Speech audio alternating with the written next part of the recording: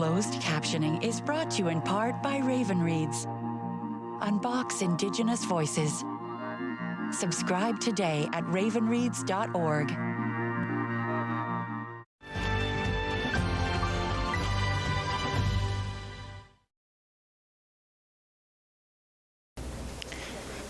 Good evening, everyone, and welcome to the Kincardine and District Chamber of Commerce All Candidates meeting. My name is Krista Holby, and I'm past president of the Kincardine District Chamber of Commerce.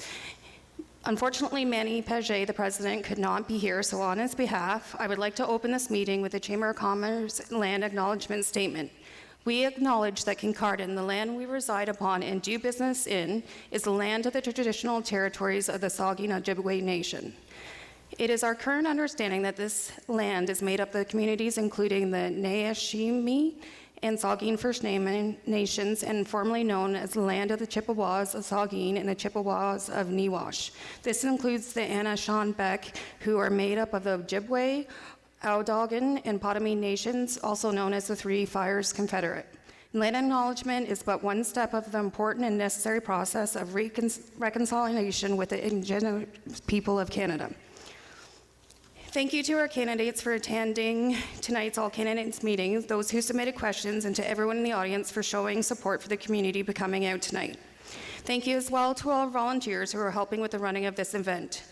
Chamber of Commerce and countless communities have a long-standing tradition of hosting all candidate meetings for all levels of government, federal, provincial, and tonight municipal.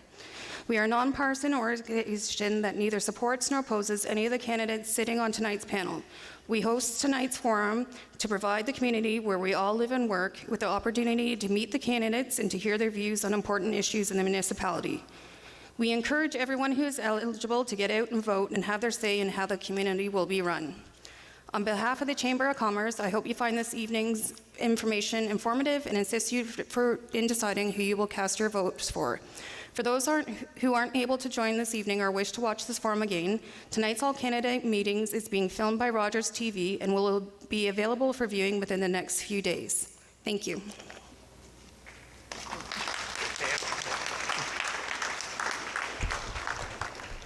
Good evening. I'm Don Jones. I'm going to be your moderator for this evening's meeting. Before we begin, there are a few points I'd like to make note for residents. The municipality will utilize an internet telephone voting system for this election. There will be no paper ballots. Electors will receive a notice in the mail providing instructions and a secure PIN number to use to vote either the internet or telephone. If you don't receive this notification, please contact the municipality. Municipal staff are on site just by the front door to help you ensure you are registered, so check. The voting period begins on Monday, October 17th at 9 a.m. and will remain open until Monday, October 24th at 8 p.m. Kincardine Municipal Council includes one person for the position of mayor, one deputy mayor, 3 councillors at large, 2 councillors in Ward 1, 1 councillor in Ward 2, and 1 councillor in Ward 3.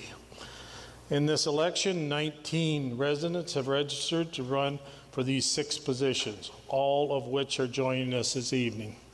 In Ward 1, Beth Blackwell and Doug Kennedy have been acclaimed to office. Both Beth and Doug won't be taking part of the question and answer period, but we will give them the opportunity to speak and introduce themselves.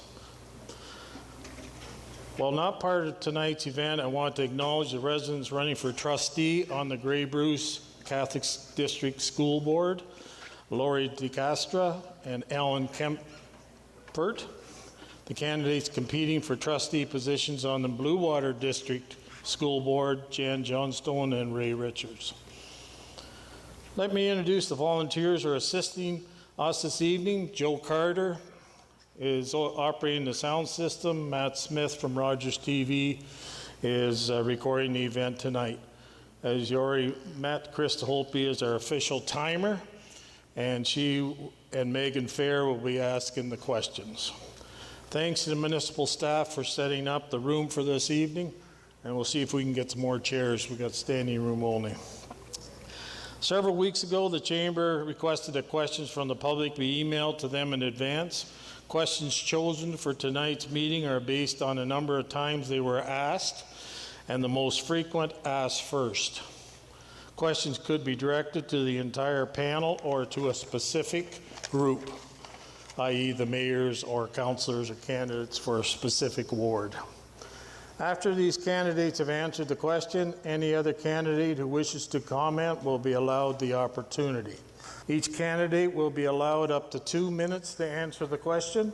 Our timekeeper, Krista, will give notice when the candidate has 30 seconds on their time remaining. At the 2-minute mark, the microphone will be cut. We ask all candidates to be mindful of time allowed in order to keep this evening moving and get as many questions in as possible. At approximately 8 o'clock, the question period will end. Each candidate will be given an additional 1-minute closing statement opportunity. Megan, can you ask the first question? Hi, everyone. I'm Megan Fair. I have been in Kincardine for 15 years, and for those looking to connect my last name to the community, it's Gary and Jeanette Fair, and my husband is Jason, so there. But I have been a Kincardine Lions Club member for just over 10 years. In the community, I have twin boys that are just turning 10 in less than a month, and I created the Kincardine Strong page. So when I was asked to come and read the questions, I was happy to do so because I do love this community too, even though I am a south of Saratoga-er. So the first question that we have here is to all candidates, so I think we'll start here, work our way down. So the first question, I think for Ken, in 2021, Kincardine saw several freedom rallies held within the municipality. There were episodes of people becoming aggressive towards employees of our businesses. As a member of the municipal government of Kincardine, what would you do to prevent similar rallies held here becoming obstructive or destructive and intimidating residents and businesses? If lockdowns or masking is implemented in the future, will you support this? Submitted by Anonymous. Well, thank you for that question. Certainly, it is the basis of democracy to be able to express our opinion, and I am a great believer in being able to express that opinion. However, I also know that our municipality is controlled by levels of government whom we have no authority over.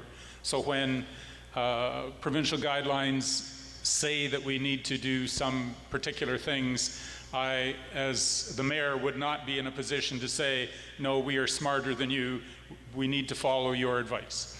Absolutely, I do not agree with the use of force or, threatening and challenging the provincially mandated laws is not something that I support. I believe we have the right to speak. We can do it peacefully, we can do it wonderfully, effectively, but it does not need to be in a manner that damages or threatens anyone else's property or person. Thank you.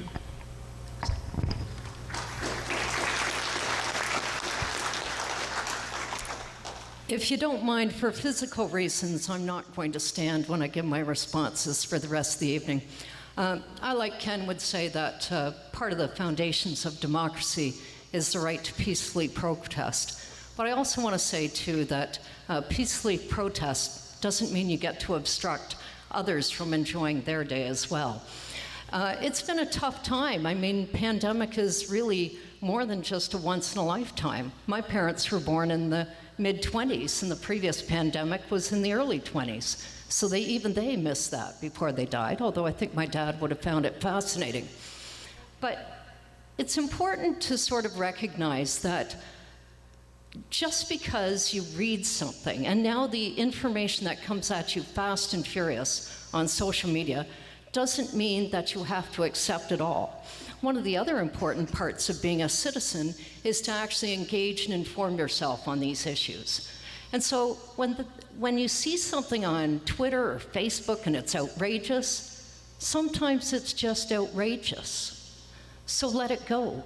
Take time, breathe, get through it. Would I support mandates and lockdowns and masking requirements in the future? I would. In fact, we swear an oath at the beginning of the term. Previously, it was to the Queen. This will be the first time we do it to the King in 70 years. In any event, we swear an oath that we will uphold the laws of the province and the Canadian government. And so when we have provincial directives, we, as elected officials, have to follow those. So even though we might not want to ban people from the arena, we are obligated to do so. And by the way, I'm going to put it right out there. I support the mandates as they were imposed over the last couple of years. Thank you.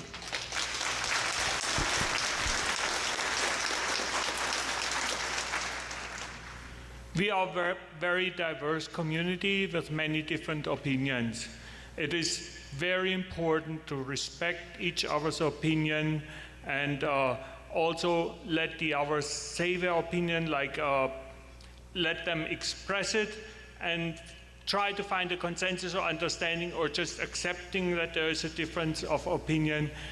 Wherever respect goes away and it goes into a threat, it's definitely wrong. It has to be gone after, and whoever did it really should apologize for it.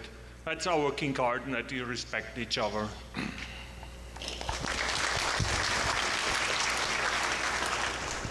Many of the comments I will try not to recycle, but to only echo that in a low rules environment where there is ambiguity in information and we are guided by a lack of best practice, it's incumbent upon us to follow the guidelines of public health as they are mandated for a global consequence of significance. I do believe in freedom of your choice and the freedom of your body, freedom of expression, but at the same time, we are elected here to make some difficult decisions, and I too do support the mandates that have been imposed. With that said, there was a spectrum that we could have imposed, and the municipality of Kincardine tried to walk a delicate balance in imposing a low rules environment whereby we could try, to the extent possible, recognize your individual choice and autonomy over your body while contributing to that global consequence for public health. That being said, there was no playbook. I think we certainly did the very best that we could, and I'd just like to acknowledge all the hard work of our staff and the frontline workers who continue to endure. COVID is not behind us. It's not over. It's essentially, in my mind, the new cold and flu, so we're now coexisting with it. So thank you very much for that question, but I do support the mandates.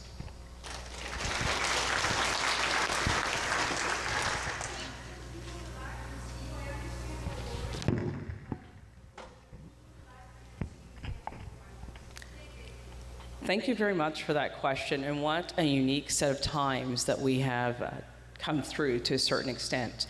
As a lawyer, I certainly am not unfamiliar with being in contentious or having to deal with contentious issues. I support the freedom of expression by all means. I do not support when that freedom of expression turns into any sort of violence or if there are any sort of threats. People certainly have the right to peacefully protest. That is a fundamental bedrock of democracy. In terms of the issues surrounding the mandate, it's fair to say that we were all navigating unusual and unprecedented times. As a councillor, we are governed and directed by the provincial mandates in relation to the lockdowns and to the masking requirements.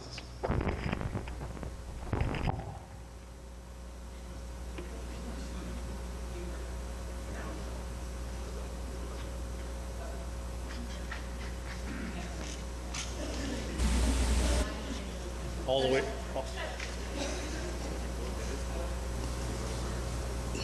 Can you hear me? Oh, there we go. That's great.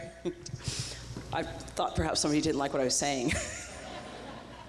I say this, so if I were to be elected again, I would certainly be following or advising that we follow provincial directives. We don't have that, that opportunity really at this level, at lower tier municipal levels, to make those decisions concerning lockdown and mandates.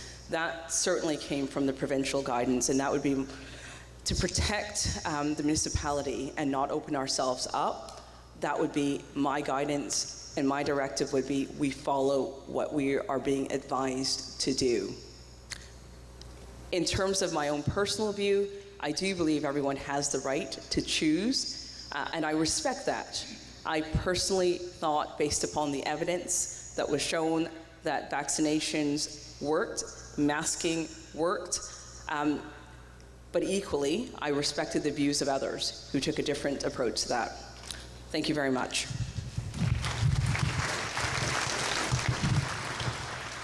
Tough question. You know, it's the voters out there that have to say yes or no. You know, as council, we only get so much say in the matter. Like most of the other previous speakers, we have to follow the law, and we will support the law, and we believe in nonviolence and everything else. But, you know, I'm sort of the child of the 60s, so you're going to get a lot of folks out there with different opinions. And we just have to take it all as council, as the community, and really decide which way we want to go. So, you know, every one of you have a voting power. You all just have to make your own decision. Thank you.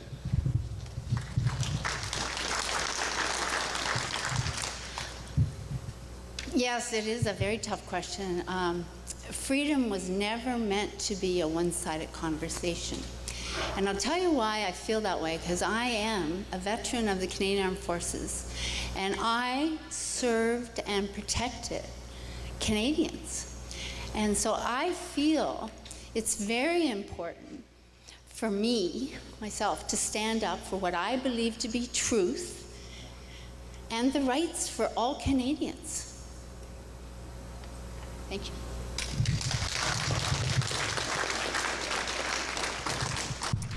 Sorry, just 1 second before we go, I just wanted to repeat the question, just so that for the folks at the other end of the table. In 2021, Kincardine saw several freedom rallies held within the municipality, episodes of becoming aggressive towards employees of our businesses. As a member of the municipal government of Kincardine, what would you do to prevent similar rallies held here becoming obstructive or destructive and intimidating residents and businesses?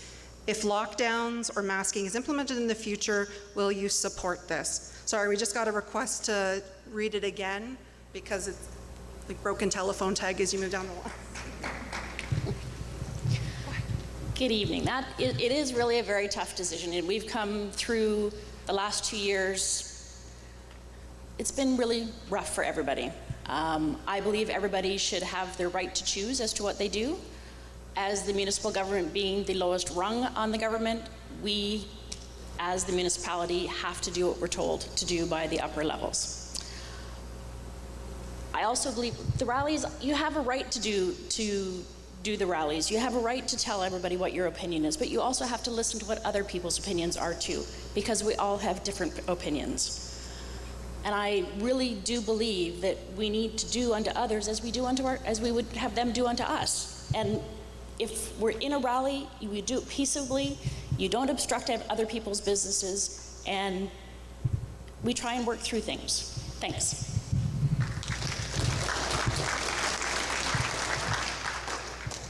So this is a tough question, but I'm going to answer it honestly because I think that's what everyone came out here for. So for me, I'm pro-choice. I think everyone should have their own choice. That being said, I trusted the science and I chose to be vaccinated, and I'm comfortable sharing that information. For me, violence is never acceptable. So no matter what you're protesting, I would not expect to see violence when we live in a country that welcomes everyone. And I believe that in this community, we welcome everyone. So for me, acceptance is a big thing, and listening to one another and not going to the ugly. Ugly for me is something that should be avoided because we are lucky enough to live in this country. Again, I'm just going to say with government, like my counterparts, I believe you uphold the law. And at the municipal level, unfortunately, we're going to be following whatever those provincial mandates are and whatever government legislation comes down to us. It's no different than if you challenge an LPAT matter, right? The land planning, we have to follow the Provincial Planning Act. So for me, that's where it comes down to. Thank you.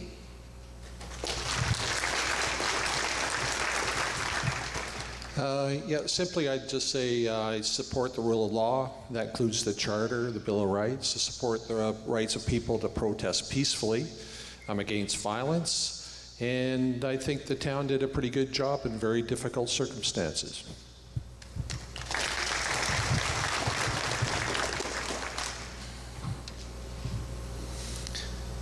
I believe deep down, everyone should have the right to go through our community without feeling threatened.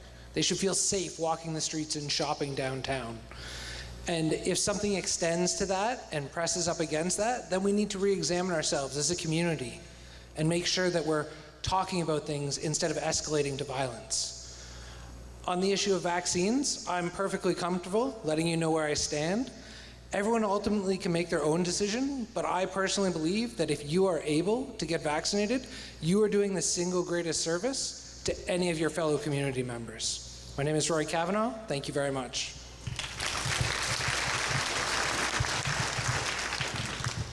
This isn't a difficult question. Get the shot. It saves lives. Those who don't, they think they're invincible, and they've regretted it.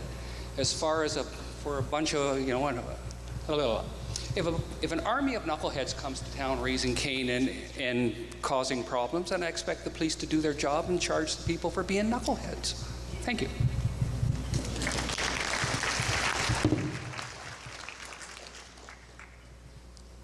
So I kind of agree with what a lot of people have said. I totally would uphold the law too, but I also believe in speaking for yourself. I spoke for myself. I am vaccinated and I do support masking, but I also support you if you don't want to get a vaccine, if you don't want to wear a mask, that's on you. What I do not like is when people try to force their opinion on you and tell you you have to think a certain way, because I'm certainly not going to do that to you. So what I don't support is bullying. What I would stop is a bullying tactic. What I would not stop is a peaceful protest. So I guess we kind of all sort of agree on that.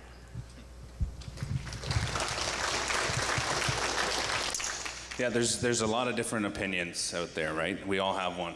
And I think the problem came down to the fact where we couldn't discuss it with one another. And when you shut down discussion on anything, that's an attack on the truth, because guess what? I could be wrong, and you could be wrong, and maybe we're both wrong, and we can't even figure it out, because we can't talk about it. So I think we need an open dialogue on this kind of thing. People want to protest, go ahead, if you're peaceful. People, when they get violent or get aggressive towards people just trying to do their job, I would draw the line. If I was in that place at the time, I would have spoke up for that person in the store. And again, with council, we have to follow what the government brings down, and that's fine, but we should have some debate about it and maybe get to some common ground before that we come to that. Thanks.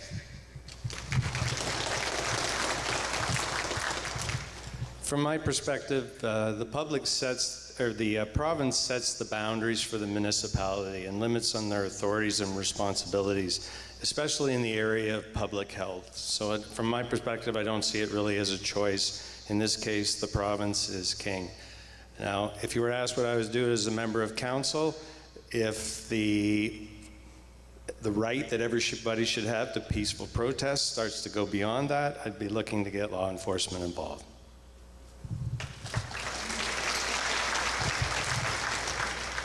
All right, so this is kind of a two-question question, right? Two-part question. The first one was, how do we prevent gatherings like the ones that we saw from becoming violent?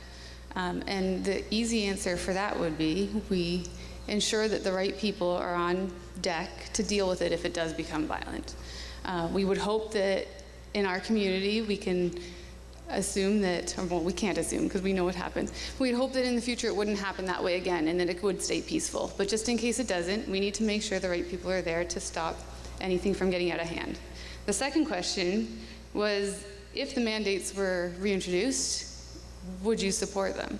And like many people have said, I think Mike just described it eloquently, that the province decides much of our rules and the laws we have to follow in terms of healthcare and public health. We would have to sort of toe the line in that case as counsel. My personal opinion wouldn't really matter in that instance. However, unless I really felt strongly that there needed to be a voice against it, I would challenge it. I would challenge it if there was evidence that said it needed to be challenged.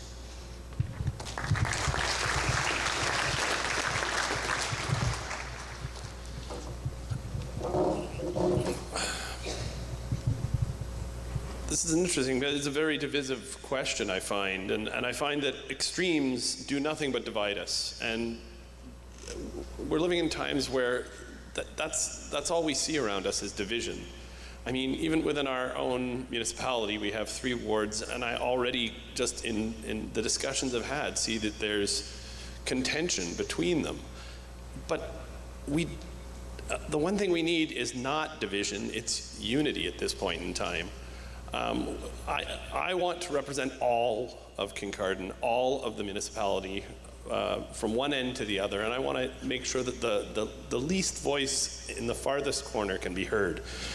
So, yes, obviously the main thing is we have to follow the law. So if mandates are put in place and they are the law, then we have to support that and follow what the province puts in place. There's no choice there. Like some have said, if we disagree with them, then we can raise our own voice and mention, where we stand at that point in time. But and I support everyone's right to question.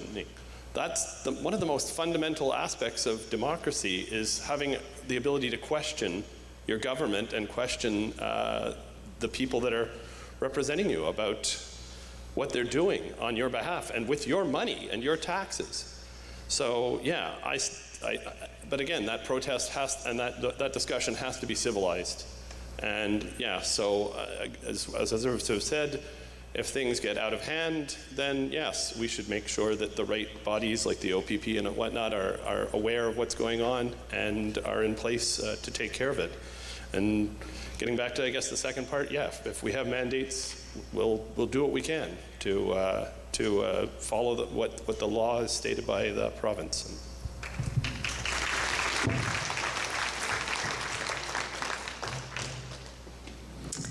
So I think just as we get halfway through, just as a refresher, we'll repeat the questions just so that it's atop everyone's mind.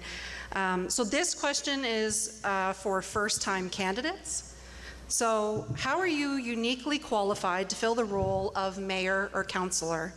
What is something that sets you apart from the other candidates? Go ahead, I guess. That's we start, sorry, just, yeah, so it'll be Ken, and then we'll skip over Laura. So it's for first-time Ken. I wouldn't. Oh, I'd call Ken an old. Sorry. Yep, that's fine.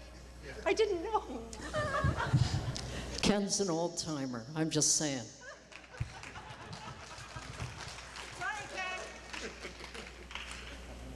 Well, to make it simple, why I got on council was because I felt called for it.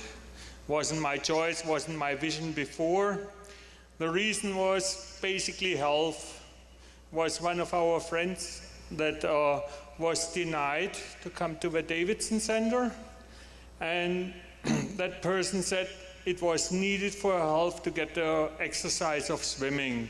So for half a year it was not allowed when you didn't have a certain passport to get in. I had approached council about it.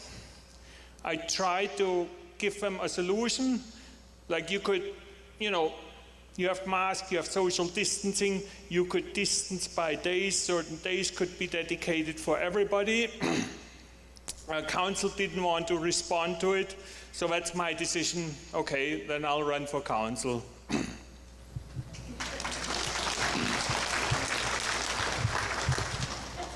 Thank you. Uniquely qualified. I have been in this community for most of my life. I did leave for a few years to serve, and what I've found is my life has been pretty much service all my life. And when we came back, my boys were homeschooled for a little while, and then we put them into the school system only because they were challenged. And when I put them back in, I immersed myself into the schools, into my municipality as a volunteer, as a dental technician servicing you in the lab, offering a same-day service that I could help you not have to wait for your appliances.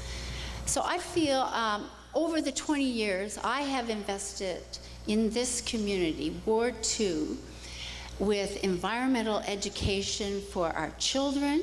I have created many programs that I had to propose to corporations, municipality. In fact, Larry, I may have proposed to your council, shaking like a leaf, and to the schools. Oh my goodness, we did so much in the schools. FundScript was a huge program.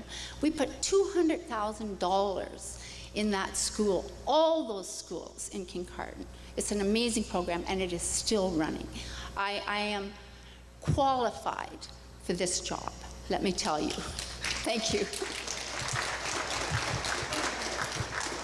Okay, so why am I qualified? Well, I did grow up in this community, and I choose to live in this community because I love it. And I'm an open ear for anyone who wants to reach out, and I'll listen to different perspectives. And I like to have conversations with people who have different views than me, because sometimes it changes my point of view, like dramatically. So those conversations are really opening. Obviously, I do have some academic background. I've got a master's degree in political science with a focus on policy and legislation. I did work at Queen's Park for a while before going to Teachers College, so I do have some background in education. But for me, the biggest thing, and I want to do a huge call out here, part of why I didn't run before, even though I was interested, is I never wanted to run against Randy Rupel. He is an amazing voice for Ward 3. And I just want to applaud the fact that I believe he's served, his wife is here, but I don't think Randy's here, for over 25 years to this community. And I'd just like to give my respects to that. When he stepped down, I chose to put my name forward. But he has done a great service for our community, and I just wanted to go out there and say thanks to Randy for his years at Ward 3.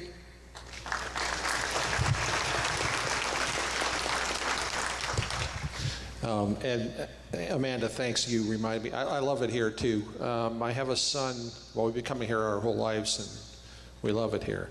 We lived in Chicago for a while. We drive up for a long weekend. It's a 12-hour drive. So I have a son who's planning on moving here and starting a business here. So it's important to me that he comes to a place where he can be successful. What makes me uniquely qualified? I don't know. I managed businesses the size of the municipality of Kincardine and larger.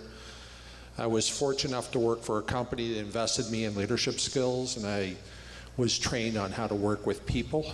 And I won't call myself a professional at it, but at least I learned a few things about that. I think I can help people work together better on council.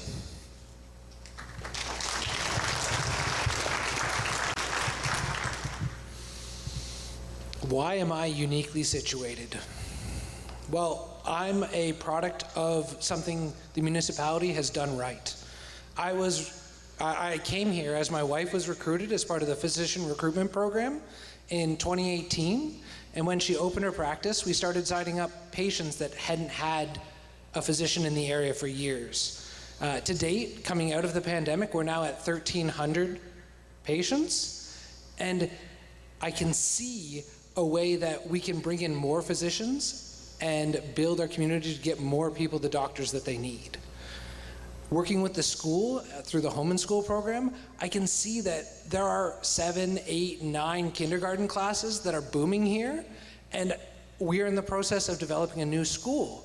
That leads opportunities where the municipality can reclaim that land from the school and use it towards other projects. So I would say that from my experiences here, just as a success story in the community and being welcomed in and invited, I have a position and a viewpoint that can really help us improve. Thank you.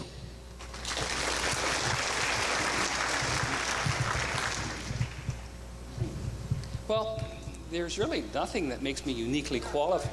There's really nothing that makes me uniquely qualified to run as a councillor at large, but like the other people on the table here, well, we share a passion for wanting to do better, making the community better, listening and improving the area. Other than that, like, I'm sitting around a lot of smart people, probably smarter than me.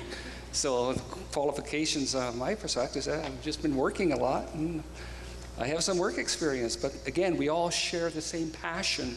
So in that sense, that makes me somewhat qualified.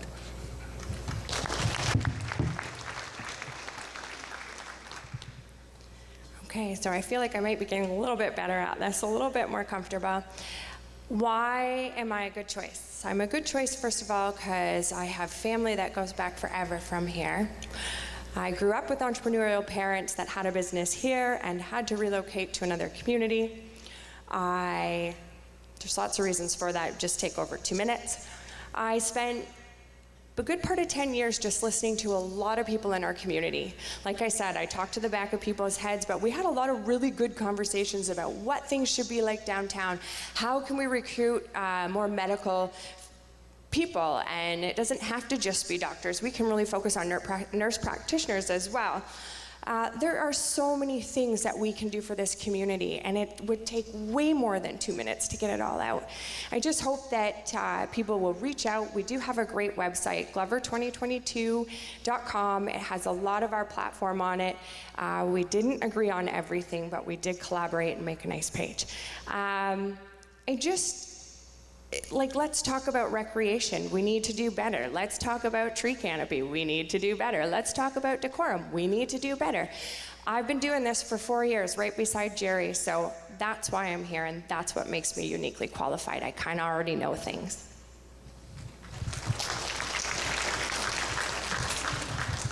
So for me, I have 20 years plus of supervisory experience in construction. I was a Boilermaker for 15 years, and I would call it or peer promoted. I was peer promoted. So what that means is I finished my apprenticeship, and they're like, "Okay, you're going to be the sub foreman now." I'm like, "Okay," because I was already doing the job.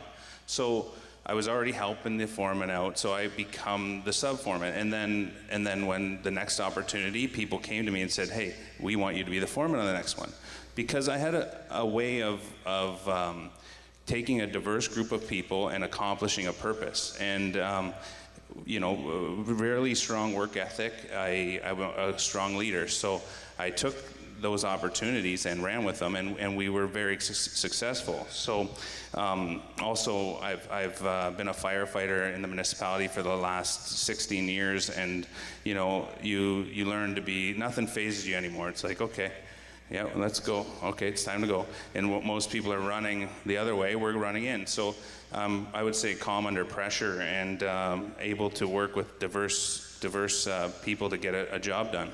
So thanks.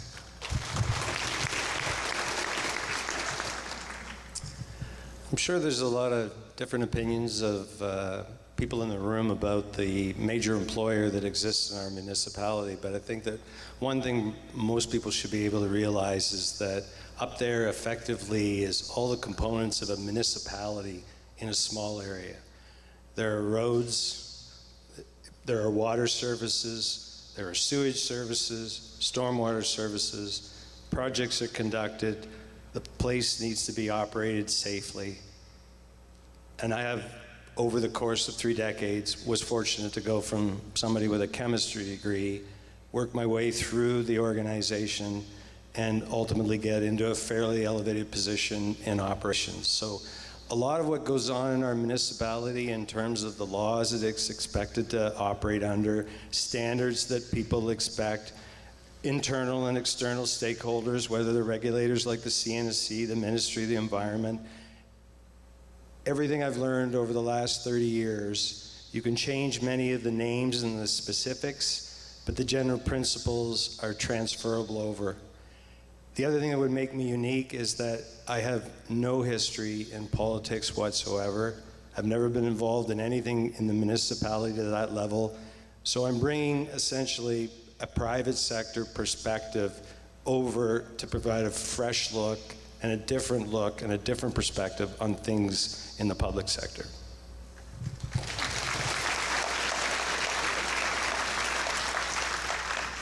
So I've been sitting here trying to figure out what sets me apart. and listening to all these awesome things about the people up here. And I don't have a resume that says I'm perfect for this job and I can just give it to you and prove it to you. But I have experience across the board. I have education that's relevant. For example, I have project management experience. I have experience in regulatory affairs and the implementation of regulations. I have policy development experience. My education is in economics and political science, and I focused on economic policy in my master's as well. So while I haven't been on a council before, I think I could. That is a really big spider. I'm sorry. Don't kill him, it's okay. He didn't get me. Safety first. Thanks. I don't know if that's a good or bad one. So, sorry for interrupting. I guess what I'm trying to get at is that I bring a bunch of different perspectives to the table, but I'm also very adaptable and I learn quickly. So I'm willing to put my best foot forward for all of you. My goal really is to be an approachable and responsive counselor. And my aim is to rebuild council decorum and ensure that council is effective so we build a strong community moving forward. Thank you.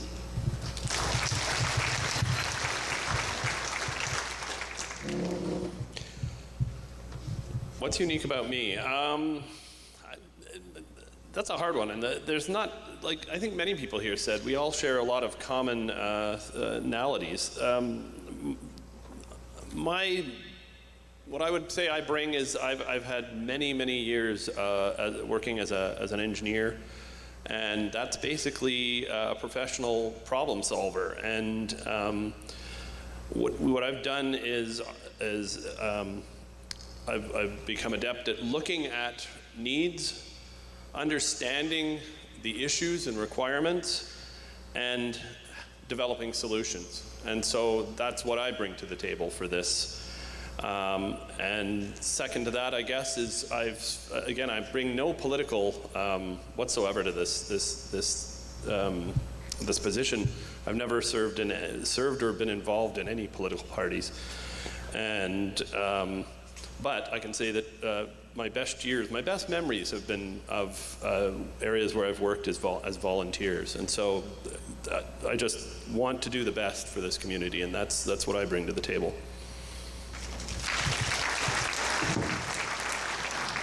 Don't get too comfortable, Scott. We're flipping the order. So we're going to start at the other end of the table for this next question and work our way back.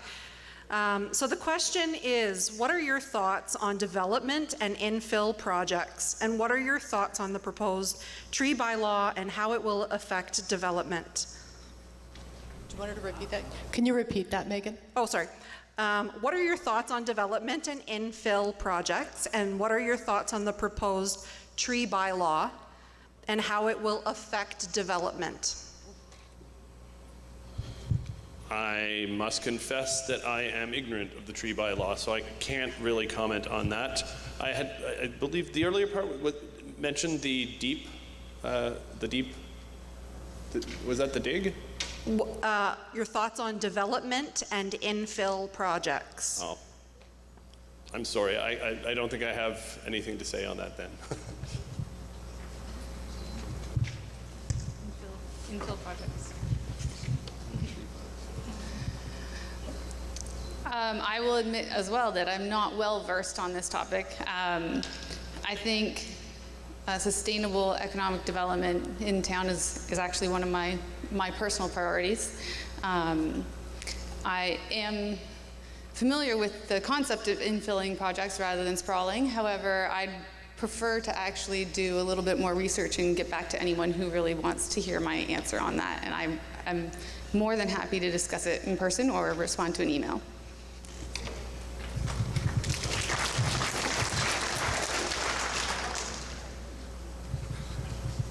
On development and infill projects, I think there's a lot of opportunity with inside already where our services extend to definitely fill in and continue that. So I'm a strong advocate of doing that.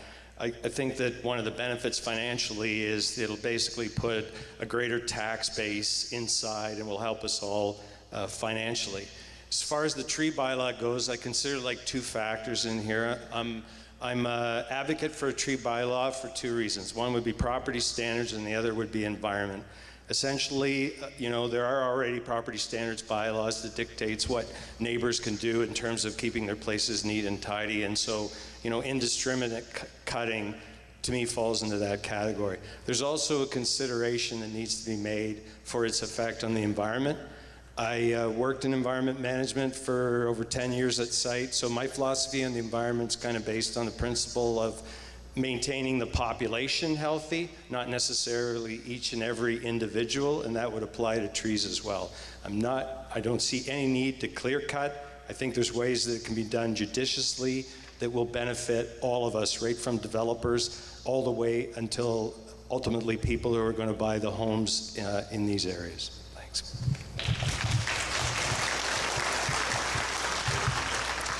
So my platform also includes a lot of growth in Kincardine and in the whole municipality.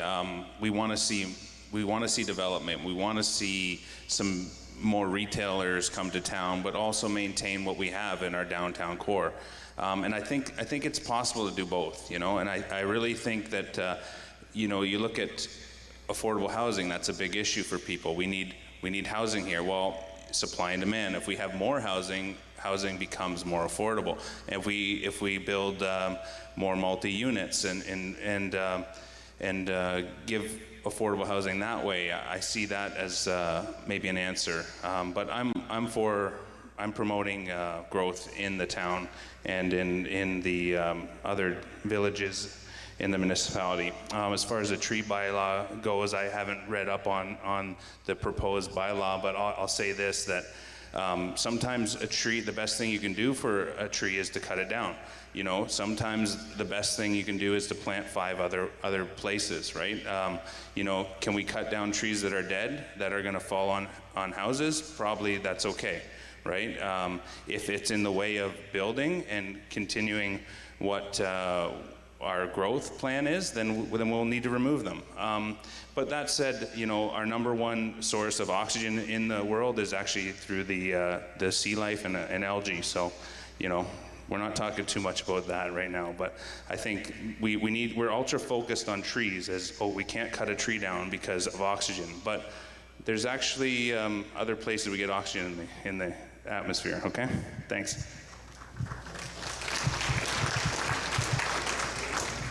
Okay, so economic development I think is really, really important. I think Kincardine is growing and continues to grow, and I think we have villages to the north that we need to be considering for economic development.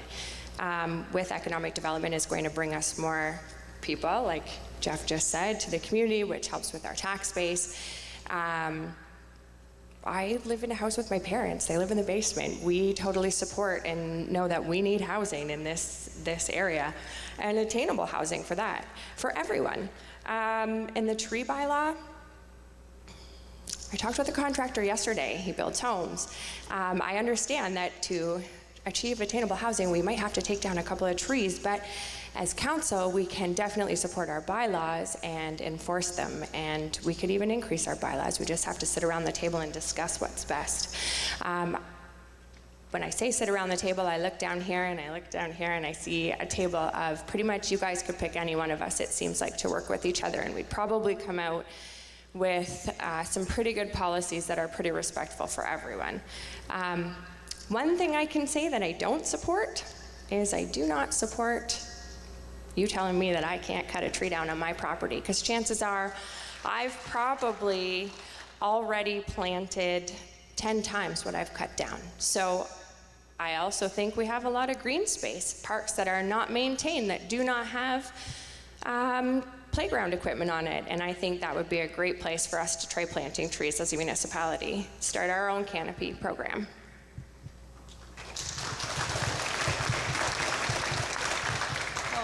Like the previous speakers, I am for development, and unfortunately, if a few trees have to go, then so be it.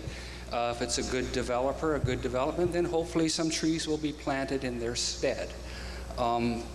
We need the housing. We need across the board housing. I think the last thing I saw was 80% of the housing in this area is single family. Well, that's not enough variety. And as for the tree bylaw, I'm not so sure about it. I don't really know that much about it. I've heard rumors. And again, like the previous speaker, if someone's going to tell me that I have to cut down my tree, then I don't think I like the bylaw. It's my land, it's my tree. I tend to look after them reasonably well. Thank you.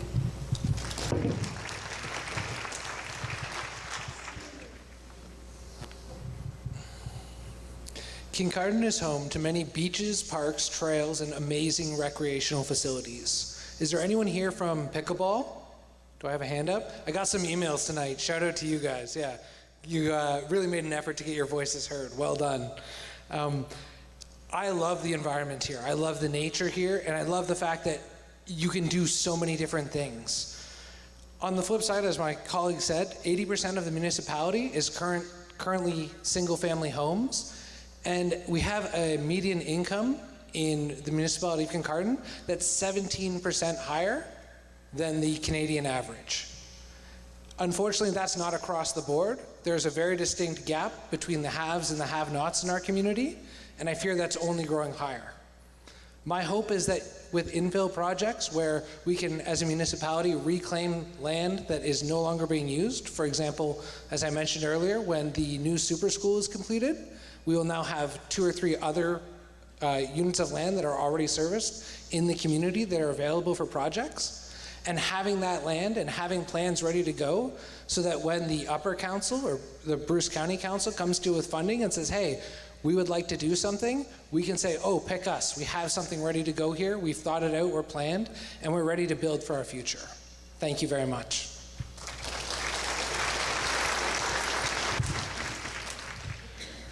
I think I'll echo a lot of comments that have already been made, but I think we can have it all. We can have the growth that Bruce Power provides us and still balance that against the strong sense of community that's here, the natural beauty, the sense of history and heritage. I think there's a way to manage that properly.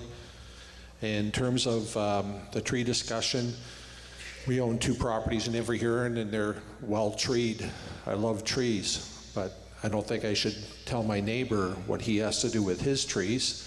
So I'd want to do a careful study of private property rights and balance that against whatever the needs of the municipality are.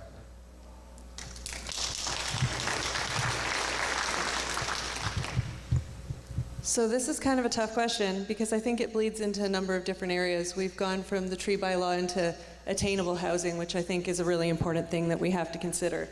So for me, I am definitely in favor of a tree bylaw tool.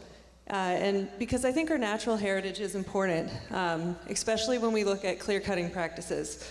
So I'm not for causing concerns for the private landowner, but I think that we can responsibly do our development where we can maintain what trees we can when doing that development so that it's not such a sheer shock as all the trees get cut down. We can plan around it, and I'm comfortable going on the record that I feel that way. So I'm just going to come straight out there and say it. I also think that when we do development, we have to really consider our hard and soft infrastructure. I know I've been to a lot of meetings where people who are looking at development are concerned about the impacts to them by way of stormwater. So if we're going to decrease our trees and natural gravitation of the water, that can make big problems for neighbors downstream, and they don't get to be part of site plan in the current process where they'd be able to have those thoughts and concerns. So I am for development, but I'm also for balancing it based on the community that we live in. And I absolutely believe that we need to do more for attainable housing. With the cost of rent in this area, sorry, I get the 36-minute reminder, it's really unattainable, which is why you see family members renting units with other family members because you can't afford to rent something by yourself anymore. And it's a major consideration that we have to think about. But given that I had the warning and I can see Krista nodding at me, I'm going to stop there and pass the mic down.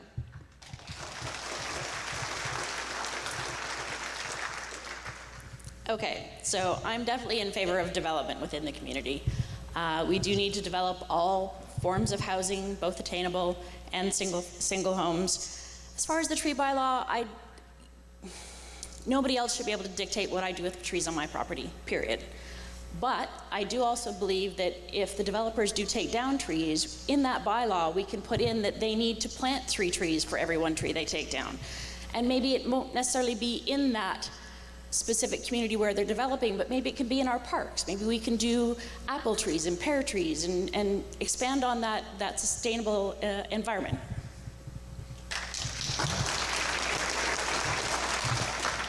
Development is definitely a serious question, but what I find is the council actually has to work together and work through municipal rules with developers and see that through.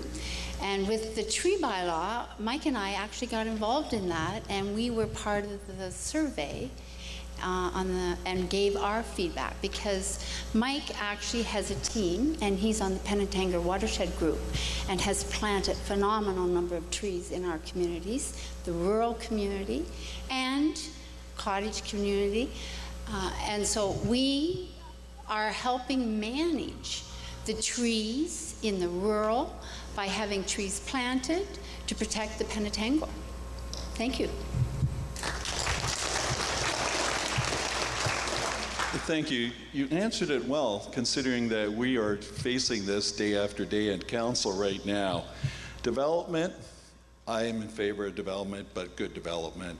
And I think developers should pay for development, not our council or not our taxpayers, but we really need to have developers pay. They need to be responsible. They need to also protect our community, and they need to also protect our trees. So it's an environmental, it's a very interesting balance when you're sitting on council watching developers, because they're trying to really maximize their return. So we have to push them back every so often, and we try to do a good job. Infilling, absolutely. You even have the Ontario government, it's called a PPS. They're trying to infill as much as possible. You know, in-law suites, apartments over garages, it just makes sense. We can use our services, our sewers and water, and maximize it, and then have a bigger sort of flavor of housing for everybody. So I believe in those things absolutely infilling. The tree bylaw. Now that's an interesting one. We actually already passed a public tree bylaw, and does anyone know how many trees we plant for every tree we knock down, the municipality? More? We actually plant 2 trees for every tree we knock down. So we've already finished that with our own staff. Now we're going into the public one, but the real one, we're going to the private one, 30 seconds, and that's a tougher one. I believe in it. I believe in keeping trees. I believe when we're dealing with developers, we need to talk about trees right at the beginning. The one thing we really haven't done in our tree bylaw is gone to the county to talk to them with developers, because right now developers have carte blanche, and we really need to get involved and talk to them before they get into projects. We don't see things around the golf course that we can talk about trees before. So it's a tough question, but I guess I'm cut off, so I'm going to say goodbye.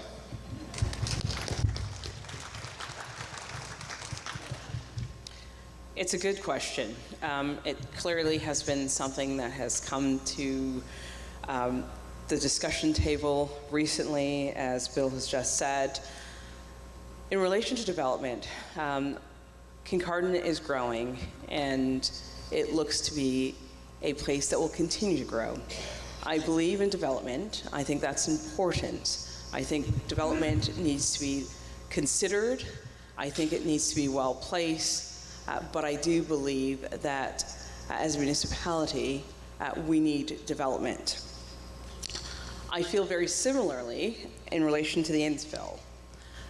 Once again, I think it's one of those discussion points where there are many areas that are interlinked.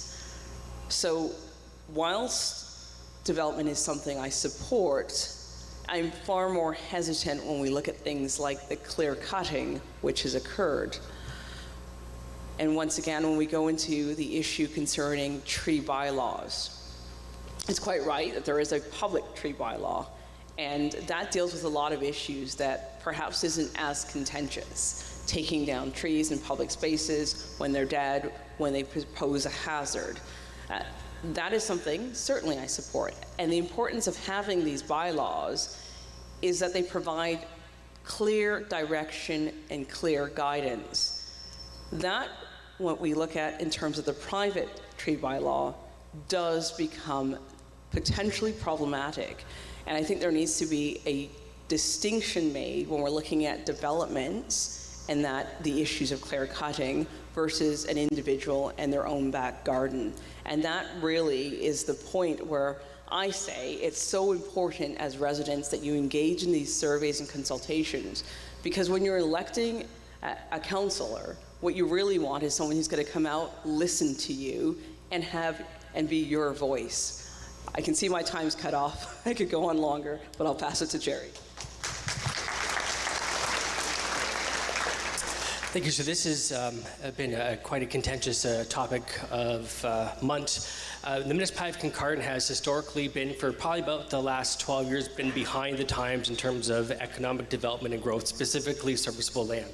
When we're looking at development, we need to advance a community improvement plan, and that essentially provides us as a municipality with incentives to provide to developers or investors for growth. For example, attainable housing. Right now, somebody can come here as a developer and want to develop attainable housing, but there's no incentives to drive them here. On top of that, we're lacking the serviceable land to have those turnkey ready opportunities. I agree with many of the people on the panel here. I'm not about a bylaw on my own private property. The current tree bylaw I do not think goes far enough. The gold standard is minimally 3:1, and I think we need to try to press upon that and looking at some of the green space opportunities to contribute to the canopy coverage moving forward. I am for infill, but we are in Kincardine proper a bit landlocked, so north and to the east is where the development needs to go moving forward. There is considerable interest, despite contrary to the opposite, there is considerable interest within developing communities outside of Kincardine to the north and east. There are developers and investors that are reaching out, but they want that serviceable land, they want a CIP, so we can provide them with the incentives to advance the attainable housing strategy.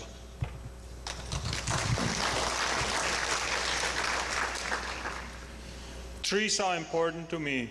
We planted around 20,000 trees on our farm, but we also have to realize trees keep growing.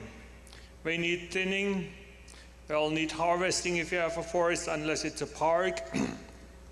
So the cutting is a natural thing of trees. I think there is also bylaws regarding trees from county or Saugeen Conservation Authority. I know for sure that we're not allowed to cut down a butternut tree. And I think clear cutting is probably restricted even for farms.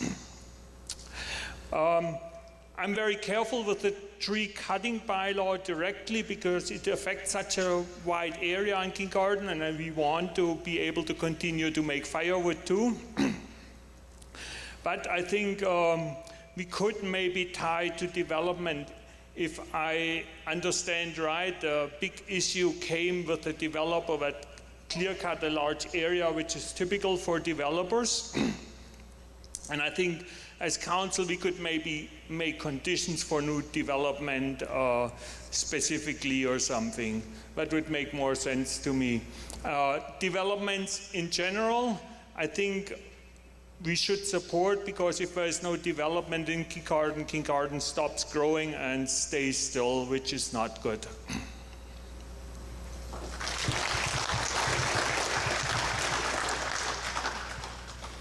I'm going to try something different. How many people have heard that all the development goes up to Port Elgin? Put up your hand. Why did Kincardine turn down Walmart? We never did. Those things don't come to council. I'm going to say straight up, I support the development, especially the infill development in the service lands that are on water and sewer. Why do I do that? Well, we have an official plan that says so. And that official plan is in conformity with the county official plan. That is in conformity with the provincial policy statement, which establishes density criteria, which is in conformance with the Provincial Planning Act. All of these things are interrelated. It's not just trees, because it's easy to say, I love trees, and I do. I've got trees on my own property. And it's easy to say, I want affordable housing, and I do, because I'd like my oldest son to be able to afford a house.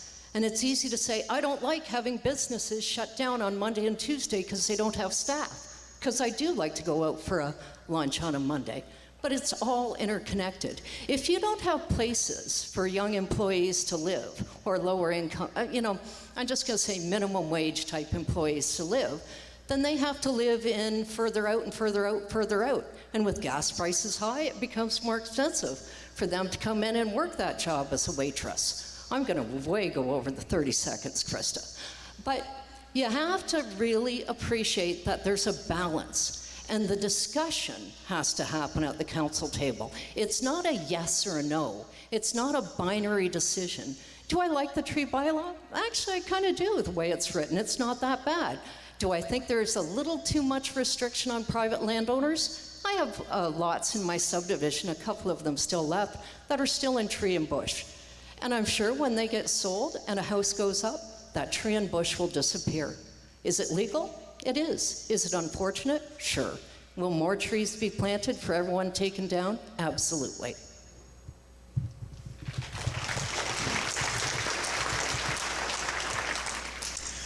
So I'd like to focus on a very narrow band of this conversation regarding economic development, and that in particular is Kincardines population.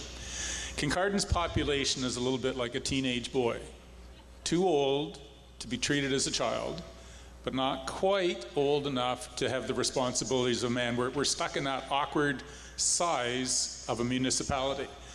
So my idea of economic development specific to population is aggressive. I want lots of houses built. I want lots of multi-density units built. I want affordable housing built. I want geared to income housing built. I want to push all those things because with population comes services. With population comes businesses. With population comes commercial enterprise. With population comes diversity and all sorts of benefits to the community. My idea of increasing population, not just in Kincardine, but in the other urban centers, Glamis, Tiverton, Beatty-Dore, Underwood, all of them. And I also believe that there are clusters of houses that should be built in particular rural designated spots in the outlying areas, places where there's room for 4, 5, 6 houses. Please, let us build houses there, because it's not land that will ever be used for agricultural purposes. It does not affect the natural habitat or the environment in any way. Kincardines population, in my estimation, needs to grow significantly, significantly. Thank you very much.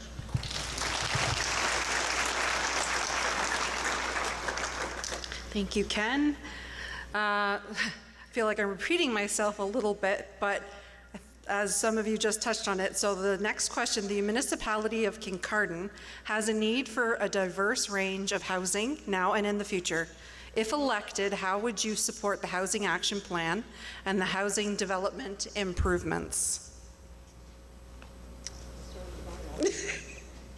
Back to you. Yeah. The municipality of Kincardine has a need for diverse range of housing now and in the future. If elected, how would you support the Housing Action Plan and the housing development improvements?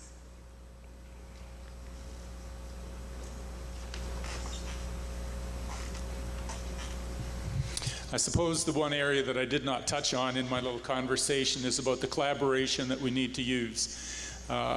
The developers can only build and expand and provide multiple density units here with the previous zoning and proper planning and service structures that the municipality puts in place. They can't do it on their own. We can't do it on our own. Families can't do it on their own. If we do not work collaboratively to do all this, it will not be a good success.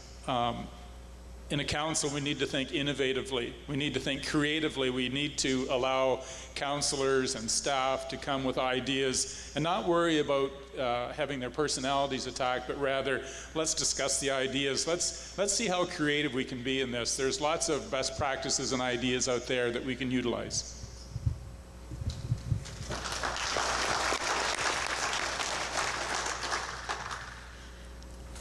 You'd have to have been living in a cave not to know that the provincial election all talked about affordable housing back in June, and even last September around this time, it was the federal election that was concentrating on affordable housing. It's a crisis. There are dozens of different ways in which communities are trying to address this. Edmonton is allowing additional units as a matter of right in the backyard. Some are looking at tiny house communities up at Saugeen Ojibwe Nation up north of Southampton. They're looking at tiny house communities. Some are looking at R3 as a matter of right, even in R1 zones. All of them have certain merits, but all of them need to be discussed at the municipal level. I'm not certain R3 as a matter of right would fly in Kincardine, but I do know that we can't do it on our own. We have to work with our county partners. We're certainly going to have to work with our provincial and federal partners when it comes to affordable housing and geared to income housing.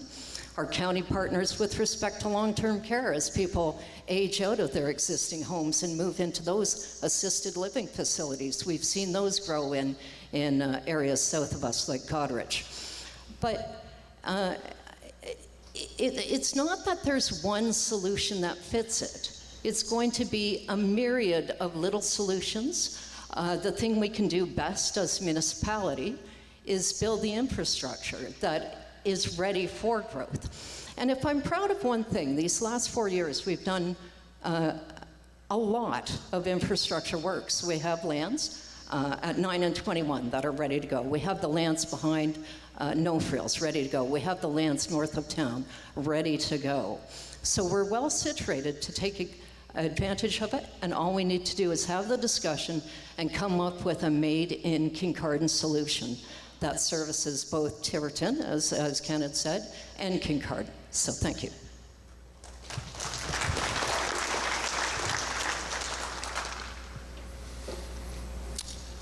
I agree with Ken. I think we have to work together. We have to make a friendly environment that builders want to build. And as council, we can do that. We can set the tone how things run here.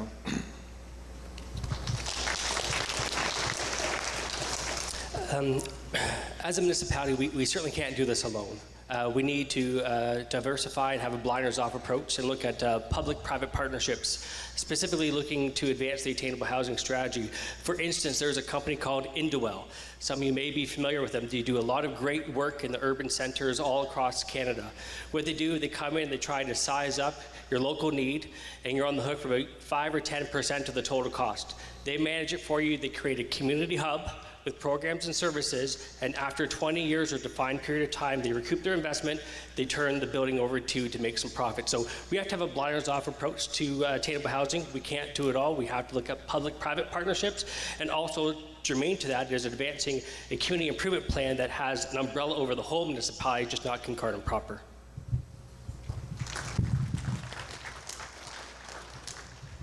The issue of attainable housing is slightly like peeling a banana. There's many different ways. One of the things certainly is looking at the zoning bylaws, looking at duplexes, triplexes, RVs, something that's perhaps a little bit more immediate. That's something that certainly the council can look at. There's no doubt that it does require a collaborative approach, both with regards to provincial and county and federal levels. I note that one of the things that when I was in the UK and I was a district councillor, one of the things that we looked at when it came to affordable housing was the incentive for developers effectively in order to be granted planning permission, particularly in desirable areas, that a percentage of housing had to be deemed affordable housing. Once again, it's something that can't be done on its own. does have to be done in partnerships. And it's important that as a council, we look towards a collaborative approach to tackle the issues concerning affordable housing. But I would say the starting point is having the discussions, looking at what we can do, effectively having a task force or a committee specifically used to examining the areas that can be approached, reviewed, and addressed with immediacy. Thank you. Another tough question. We have been looking at this for a long time. It's really up to taxpayers also how much tax dollars you want to put towards this, because it does cost us money. And you know, we've increased our planning and development department. We're a lot more closer to the developers than we ever used to be. We have increased our infrastructure right across the board so that these projects can start very fast. One of the things that we have, and everyone should come out tomorrow. We passed the official plan. Tomorrow we're looking at the comprehensive zoning bylaw. And for a lot of you, that might be just something you don't know, but that really starts to talk about what we can do and what your neighbors can do. We're talking about infilling. We're talking about granny suites or in-law suites. We're talking about apartments over garages. Even our friends at Saugeen Shore are talking about putting 3 extra homes on a single lot. So it'd be 4 homes. But we need everybody around here to contribute. So there's 2 meetings tomorrow. There's one in the Whitney Crawford Center between 3 and 5, I believe, and the other one is in the Davidson Center, 6 and 8. Come out there, educate yourself, because that's really the start of the whole thing when we start talking about communities and what you really want for affordable housing and everything else. But just remember, it's going to cost some tax dollars, so it really is how much you really want to pay for it towards it, and we need a lot of partners in this. Thank you. I have learned a lot just being beside our present council. Thank you. Wow. I really can't even say I know anything because I have not had the opportunity to investigate. And I would love to be on that team investigating. So thank you.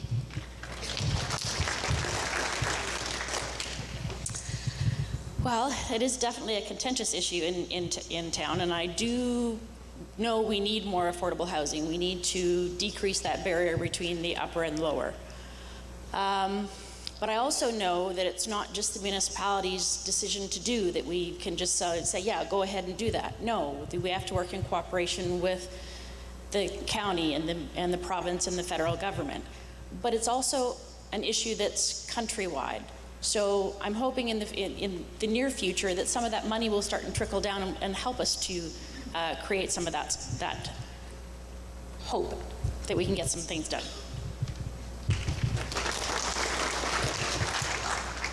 Okay, I'm not going to pretend that I can solve this problem. It's a big problem, and it's facing our entire country. And as inflation goes up, it's going to continue to prove hardships for folks. We need development, and we need multiple forms of housing that are attainable. So for me, I see it as a partnership not only between our municipality, but the county, province, and federal government levels, as well as developers and potentially NGOs that do things similar to what Jerry was suggesting. I need to do some more research there. That sounds very appealing, actually. So I'm not going to pretend to have all the answers in this moment, but I will say that as we do that, we have to look at the hard and soft infrastructure that goes with it, so that as we're developing, we're making sure that the roads are kept, that we have the services we expect from water supply to our sewers, as well as parks and recreation areas for the kids who are going to live in those development areas.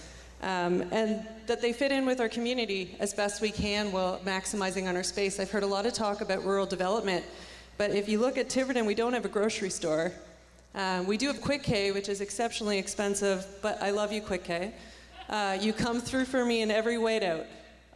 But the point I'm trying to make is you don't have the services there. If I want to go to a medical clinic, I have to go to Kincardine, so now I guess we have to start talking about transportation. Because if I need attainable housing, maybe I can't own 2 cars. And then where am I going for the jobs that I'm working? So I think it's a really big discussion, and I'm not going to solve it or give you a solid answer in this moment, but I promise to work on it.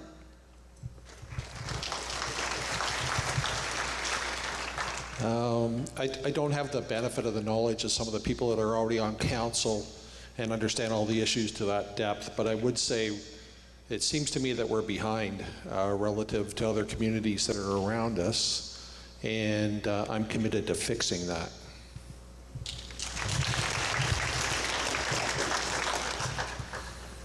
Man, it's a good thing they keep this room nice and cold. I can see everyone putting their jackets on and the yawns coming out. I'll keep this real quick. Housing, healthcare, and food. Those are the essential things you need as a human being, and you need a council, and you deserve a council that will work to make sure you have access to those things. Thank you. Well, basically, I think I'll just repeat what he said. We want affordable housing. We'd like affordable housing to be part of every development if we can. But before I came here, I looked up what is affordable housing, and affordable housing, I don't know what it is. There are about 15 levels of government involved just to get affordable housing and a whole bunch of other factors. So it's going to take some work and effort, but it has to be done. Thank you. Okay, so you guys stole everything I wanted to say, especially Jerry. It's true. It's affordable housing comes down to it being a responsibility of the county and the provincial government, but what we can do is, like everyone has said up here, work on strategies that can be private and public partnerships. I really don't have anything else to say. I think they've all said it. So definitely a priority. I totally agree, and I would not stop the fight for it.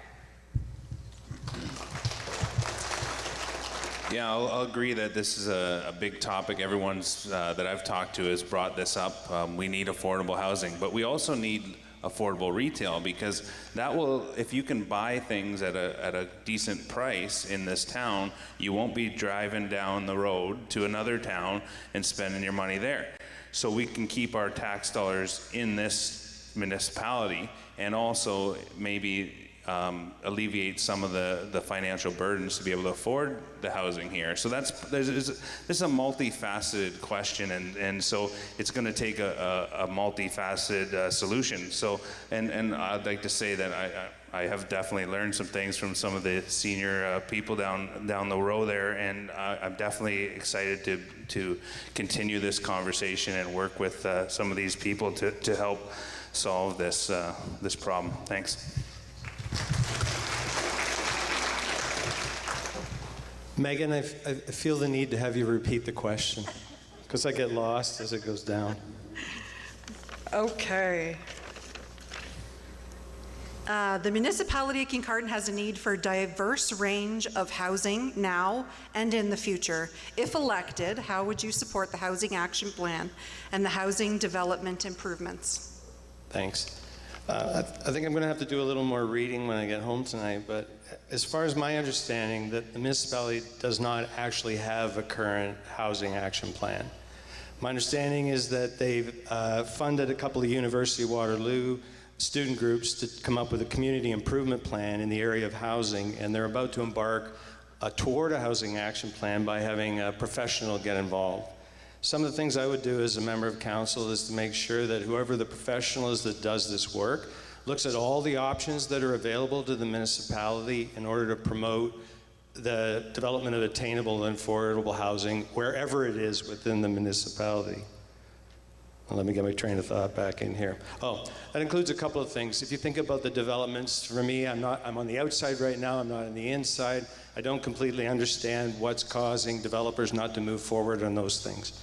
I think there's also opportunities for the municipality to get maybe more directly involved. Some municipalities in the province are involved with or have formed nonprofit corporations and get a little more directly involved in acquiring land and helping to push things forward. Just a little exercise for people you might do. If you're a regular follower of Realtor.ca, you can watch the number of properties within the core area out to about a mile that are probably ones that are nearing end of life but are on exceptionally large lots. Just random ideas there. There's an opportunity, thank you, 30 seconds, for the municipality to get involved and possibly purchase that property, rent it on a not-for-profit basis until they acquire sufficient land in the area, and then replace what's there when it reaches end of life with something that provides more density in housing.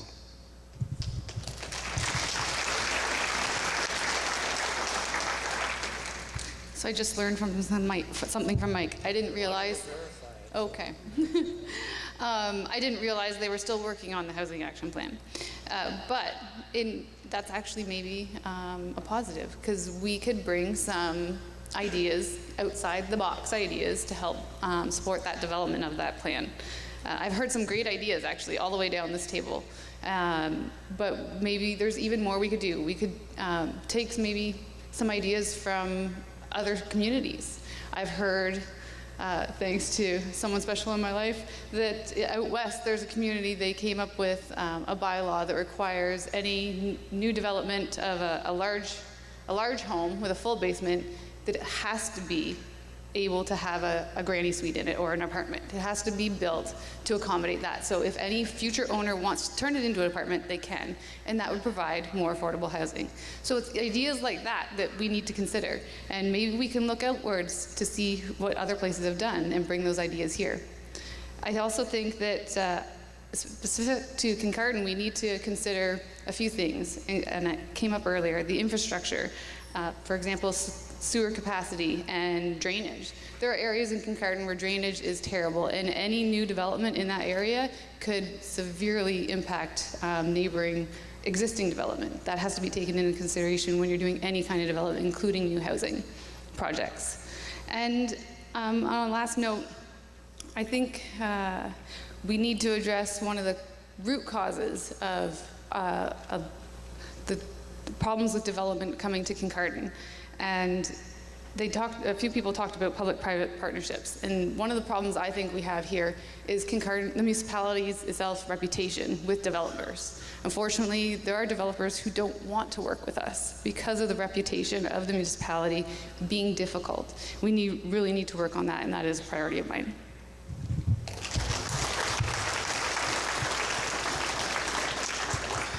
Hard being last. I mean, I think everybody's said a lot of important things about this. It's definitely a complex issue. Meanwhile, I must confess, I look at my own son, at 24 years of age, working in the Canadian Armed Forces, which is not known for excessive salaries. He was able to buy a home in Edmonton. That's not that long ago. That's only a couple of years. So But I do recognize that we have a problem across Canada, but specifically, he couldn't have done that here, and that's unfortunate, and that's what's disappointing to me. And I see the developments we have. I know of areas where when those developments were made, the requirement for the houses were that they had to be a single family dwelling of 2,000 square feet or more. Well, that's not what we want for affordable housing. So. As part of council, that's where, as people said here, we definitely need to work with private-public development so that we can influence the kind of housing that is going to be built in Kincardine, so that it isn't all of these single-family dwellings, that we can get more, as somebody said, duplexes, triplexes. My first home was a duplex. That's the kind of thing that we need to get out there, and I think that this council can influence that, and that would be my aim.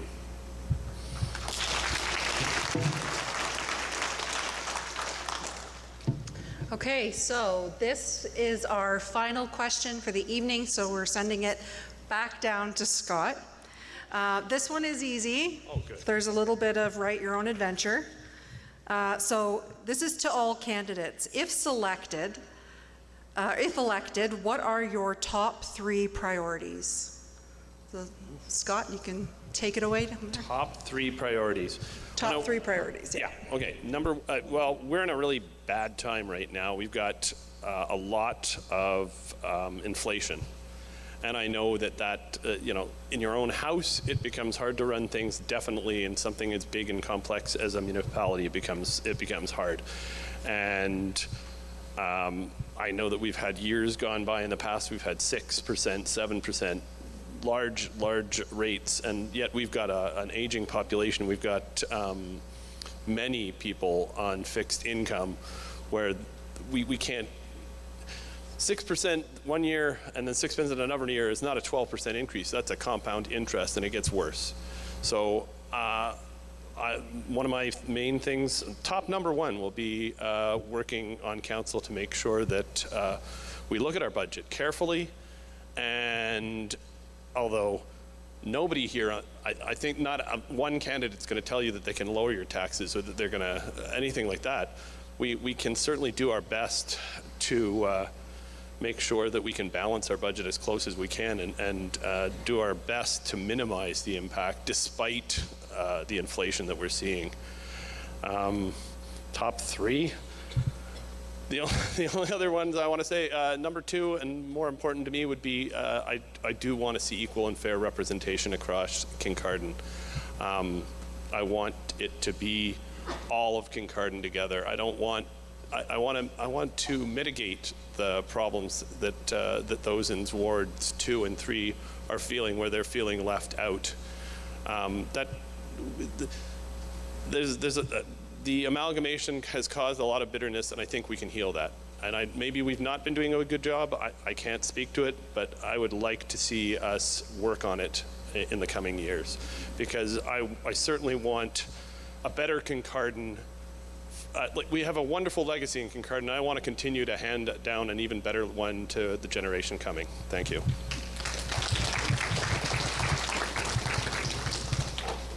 You just gave me something to think about. I might have to reevaluate my priorities. That was actually really thoughtful. Thank you. Unfortunately, like, well, most municipalities, ours is facing a lot of issues, and identifying the top 3 is actually pretty hard. I think I have 6. So I've been thinking about, okay, what am I gonna pick then? Number 1 on my list has been affordable housing. We were just talking about it. It's actually very important to me. I don't want to minimize any of the others by not mentioning them, but I'd have to say it's a little closer to my heart is family services, including like childcare and alternative education opportunities. And the third thing is actually just making council work better, ensuring decorum and its effectiveness, and hoping that rubs off and we move towards the municipality's reputation and fixing that as well. Those are my 3. I'm going to break the rules a little bit. I have 4, actually. Sustainable economic development, housing for all, inclusion and diversity, and value for taxpayers. And in the value for taxpayers, that's where we're talking about money. And there's a lot of talk sometimes about costs. Some costs are just a flat cost and it's gone. But I think we need to also recognize that some costs can actually be investments. Okay. Yeah, it is a difficult question to choose 3. I have several priorities, but yeah, we did talk about affordable housing and development and sustainable development. I want to see some new retailers come to town. I want to see some more taxpayers come to town by promoting more housing and promoting more affordable housing. Development on the east side of 21 would be high on my list. I also want to see more development on the lakeshore, which I know there is a master plan being developed, and you can all have your say in that if you go online, and there's meetings being held coming up, and there already has been one. So I'd like to see that. And the third thing I think that's very important, this town doesn't have much for our youth. We do have some outdoor rinks. I actually work on the outdoor rink in Flooded every year, and I'd like to see the municipality chip in with some of that stuff, with some things for our youth to do, because there's not a lot here, and to be honest. So that's 3 of my priorities. Thanks. Well, I'm going to try to make all my priorities into one run-on sentence.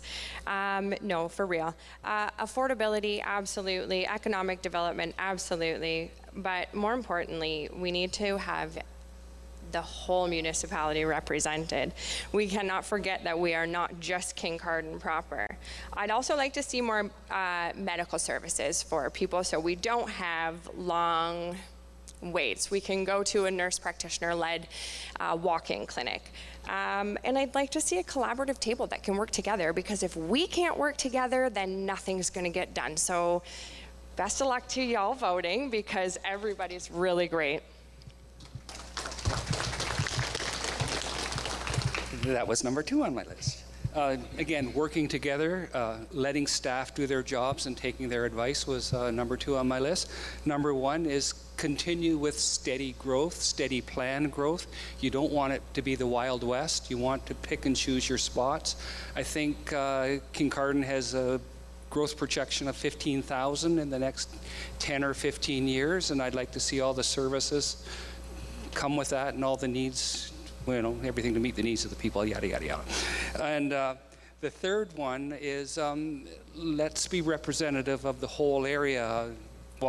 Talk to a few people here and there from Tiverton, Glamis, Underwood, and you might as well be in Woolerton, because they just can't stand Kincardine. They said they've taken everything. So I think it's time to embrace everyone and get everyone into the fold. Thank you. Just out of curiosity, how many people are here from Ward 2? Can I get some hands up? Nice. And Ward 3? Excellent. Okay, there's some people here. This is good. Well, thank you all for coming. My big 3 priorities, of course, are affordability, which everyone has talked up, like over the top here, healthcare, and taking care of our parks, beaches, trails, and recreation facilities. The last thing I'll say before I pass the mic is I also believe that you deserve a council that treats each other and you, the public, with dignity and respect. Thank you very much.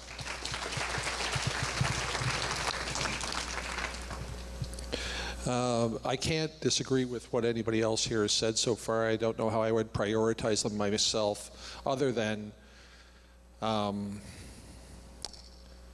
think I need to spend some time really to getting to know the people in my ward.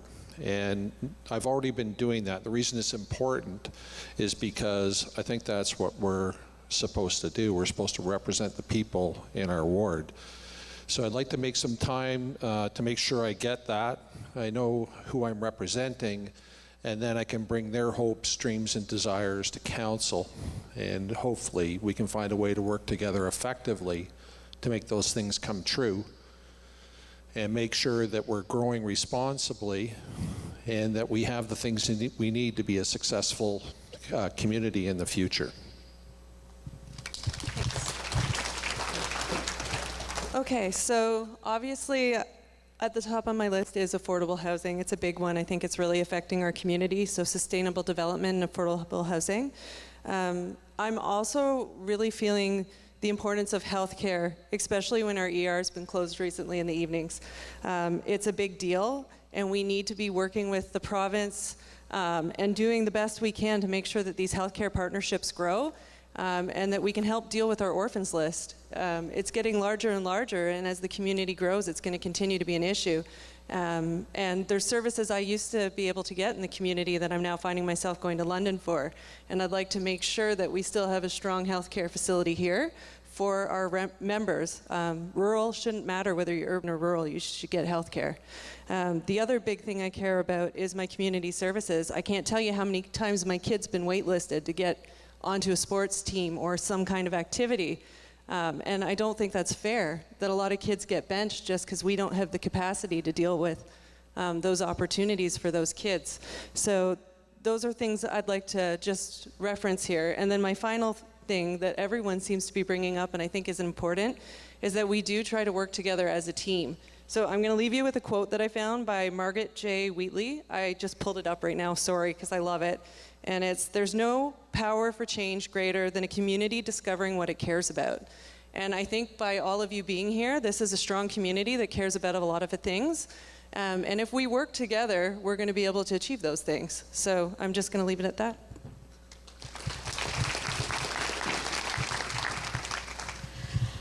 Okay, I'm just going to put it on repetition as to what everybody else has said. So, sustainable economic development, healthcare. as a person from Ward 2, we really do need to work on Ward 2 and Ward 3. Both those wards do come into Kincardine to get services here, but it would be nice to be able to see some of those services in the outside areas also. So I think we need to work and promote on that too. I have walked door to door, and I have knocked on every door, and I have left. I'm still in Huron Ridge doing a little bit of it because it'll probably take me right to the 26th. It's a big, big subdivision. I put these on doors. I knocked on doors, and doors opened this much. A dog would come flying out, or a cat, and we'd both be running for it. Let me tell you, it was an adventure in itself. And I have to say, it was the best thing I have done. It got me to know who lives in my community, who is new in my community, and their concerns. And I wrote down 16 thus far, and it just keeps growing. And financial responsibility. One guy asked me to sit on the porch and talk about financial responsibility. And I said, yeah, you're right, because, you know, I know some of these subdivisions do not have services other than garbage, and they want to know why their taxes keep going up. So I went and looked at budget, and so that's exactly right. I need to know more. Road and bridge plans. I'd love to see a road and bridge plan. I live in Armel by the landfill, and the 5th concession has a bridge that's unbelievable, and all the traffic goes to the landfill. We need to have a plan for that. Okay, rural internet, number 1. Most of you don't even know we don't have rural internet. We have no fiber. We have million-dollar farms that are trying to send their data to business and can't. So these are the things that I want to look into with the council that is elected for Ward 2. Thank you.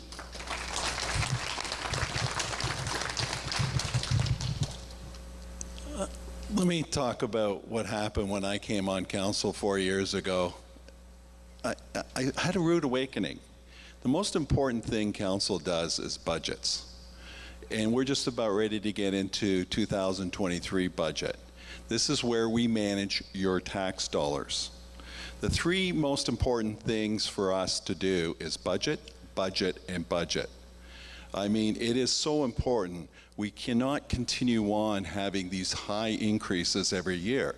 You talk about affordable housing, but if people can't afford their property taxes, there won't be anybody here. It'll just be a community of wealthy. It's very important to keep our taxes, to maximize the services and what we get from our taxes.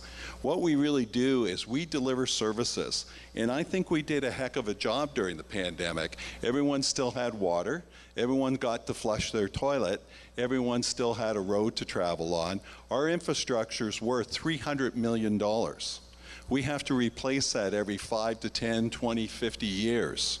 It's going to take a lot of money to replace that, like bridges along County Road 50 or 5. That's a $5-10 million project. We only have a $30 million budget. So it's the most important thing is managing the budget. Our capital cost and our capital projects have all gone over budget in the last year. It's really a concern for us. And this is what I do. Every day I look at the budgets, I try to manage, say, how can we get more out of the money that we spend? It's your money. We represent actually you, the taxpayers. We can do anything you want if you want to pay for it. But, you know, people can't afford it. In our community, we try to maximize everything. And I think we do a pretty good job, and I hope that you'll vote for me and continue on. Thank you.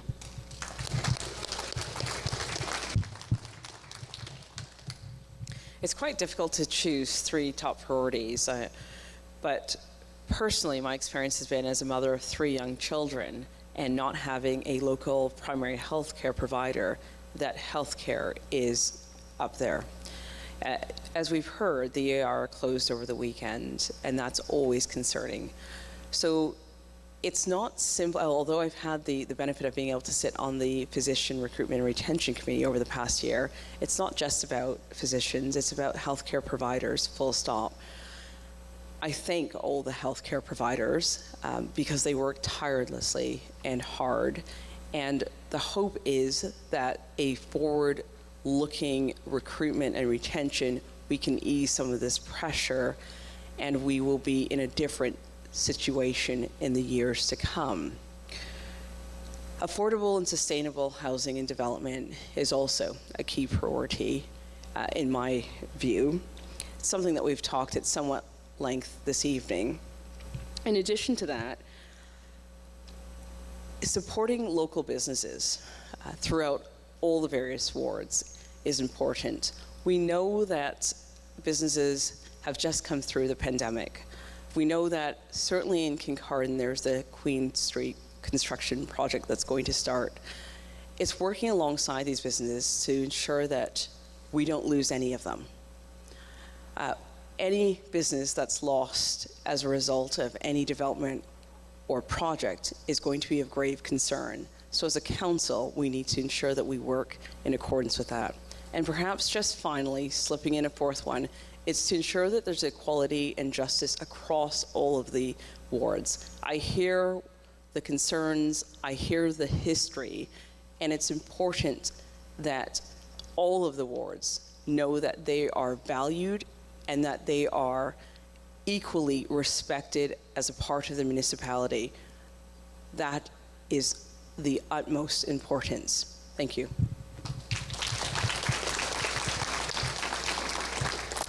Three areas that I would like to focus on if I'm re-elected into the position of deputy mayor, or elected into the position of deputy mayor, would be attainable housing. And one way to do that is to advance the community improvement plan, to overlay on the municipality to help stimulate and make us investment ready in terms of being attractive. Second would be infrastructure and development. I would like to focus on that for turnkey operations. And I just want to get back to a couple of comments I've heard along the panel. Lots of good discussion within the community. For the past maybe 4 to 8 years, the community of Tiverton has been provided many false starts in terms of community center. This term of council has just determined that maybe a new build is not going to happen, but if I'm elected to the deputy mayor, I'd like to advance for the first budget cycle a re-review and get an updated pulse check on the community of Tiverton to understand the needs and wants so we can advance that strategy. They need accessible washrooms, they need additional parking, they need a structure that works. The community is growing, we have to grow to the north. We've heard about waitlist challenges for recreation programs. We have to diversify our investment and look to the north and offer sort of the have-nots what Kincardine currently has.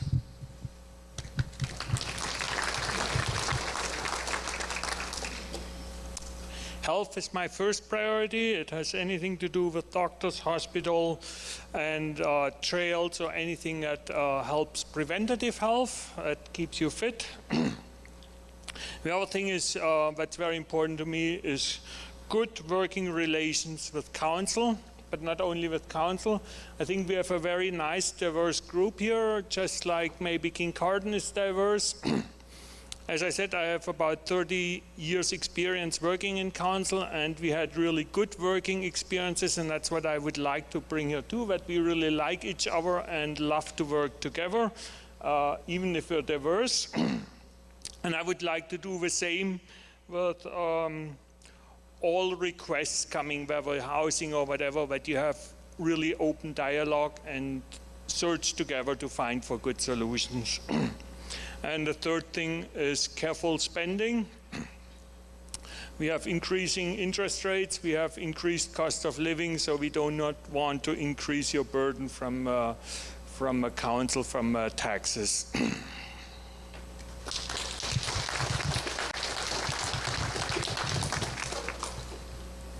Clearly, I think the affordable housing piece and development is going to be the #1 priority for this municipality moving forward. And I think we've touched on it enough tonight, but again, we should work towards a community solution to all those issues, balancing out issues of environment and taxation as well. Secondly, with respect to, I'm going to say, interagency issues, and by this I'm referring to a new high school, the hospital redevelopment. These things are going to be with us for years to come, and probably will be dealt with for the most part in this next 4 years of council. We've made a commitment to the hospital that we will support the redevelopment. I'm going to say I actually have a rather unique perspective on healthcare these days. So much as I used to say it's not a municipal issue, man, it's super important. The third is going to be the issue around discussion and community. And there's a lot of binary. It's either yes or no, us or them, up or down, black and white. And life isn't like that. It's about coming to consensus, having the discussion. I can be moved off a position. Be wary of the councillor that you're about to elect who's hard and fast on one thing, because you're going to be disappointed. I can be moved off my position on the Tiverton Community Centre. I don't think we need a hall. I think we need something different up there, which would be the lovely library and the redevelopment of the existing Whitney. So those are my three: the interagency stuff, the healthcare, the affordability and development, and the community soft stuff. So there you go. Those are mine.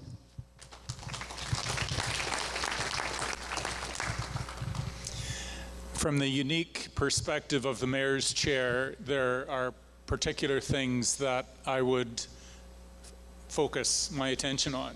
First and foremost is the decorum of council itself. Though I would only have one vote, the same as every other council member, it is the mayor's responsibility to maintain a sense of dignity and respect amongst the council members themselves and amongst any person who comes to present a petition of any sort to council, a presentation or information. Kincardine Council should be on the news for all the right reasons, not for the wrong reasons. Kincardine Council should be seen as an example, the best practices. This is what Kincardine Council is.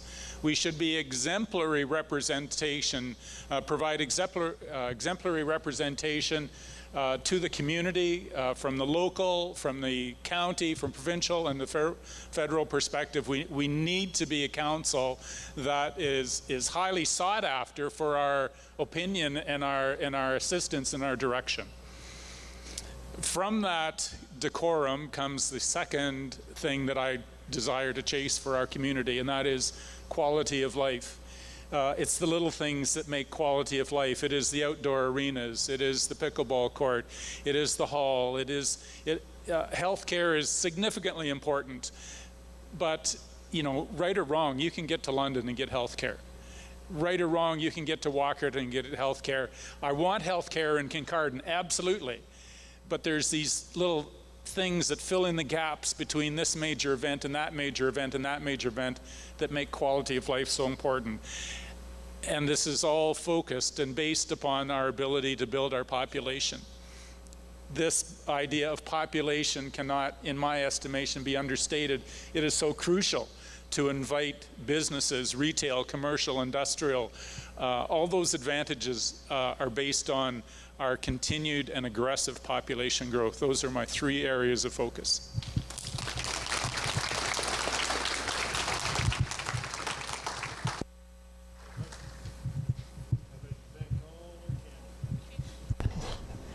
Test. There we are.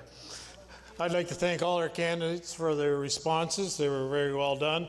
I'd also like to thank everyone who submitted questions. There was 70-some questions that came in. We obviously didn't cover them all tonight, not even the ones on our short list. Well, there are a lot of questions and a lot of interest, so thanks to everyone for that. So we'd like to close by allowing each candidate a 1-minute summary. If you wish to do that, we'll start this end with Ken. Got the mics here. Thank you so much to the Chamber of Commerce for organizing this meeting tonight. Thank you for attending. Once again, I want to be the mayor for the municipality of Kincardine, for the municipality of Kincardine, not Kincardine, not Kincardine Township, not Tiverton, the municipality as a whole.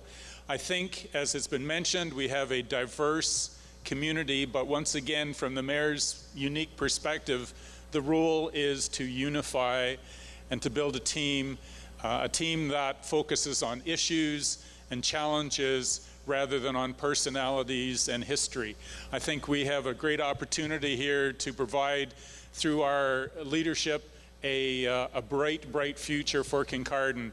And as I've said before, I want to be a part of that team. Thank you very much.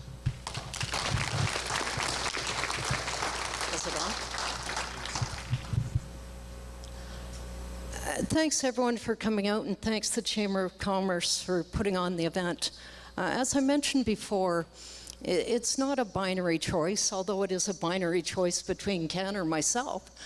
Look at all of the issues.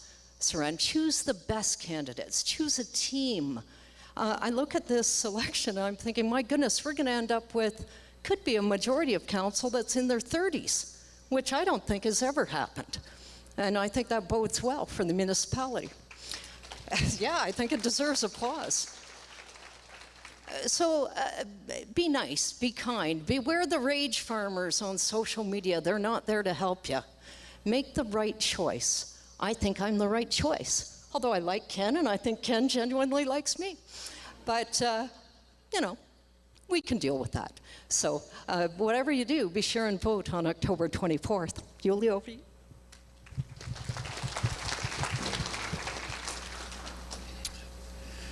I have to say I was very touched when we came into this community, how we were invited by our neighbors. I think it's amazing how Kincardine is, how it cares for each other and loves each other. Despite being very different and diverse, we were certainly very different. Bringing organic to Kincardine, we heard from some neighbors, oh, those crazy Germans. But everyone respected us and let us do our thing. Organic has grown substantially since, which pleases me very much. And this is the most important thing to me, to keep that we keep it in Kincardine, that we love each other, that we respect each other, that we respect our diversity. The other thing that I thought I might say to my coming here to council, or wanting to come to council, is I didn't know if I'm qualified, and then I looked in my history. And when I realized, yeah, I had visited the grave of one of our forefathers, and he was a mayor of the city of Stuttgart, and he got the title von, and Stuttgart still maintains his grave, which is a big grave in the home village, 150 years after or something. And the other thing was, my sister told me, I forgot about it or didn't know about it. After World War II, there were not so many men coming home in Germany from the war. And a lot of the people had signed up to the benefits of being part of a Nazi party. And both my grandparents from both sides didn't sign up for it. And both of it then became mayor for a little town after that time. So thank you. And as I said, care for each other is the most important thing. I express my appreciation to the Chamber as well, and to everyone who's come out to participate in this event, and for everybody who's put their name forward. It's a character building experience. Running for office the last 4 years was not what I signed up for or anticipated. We've lost a lot of good opportunities.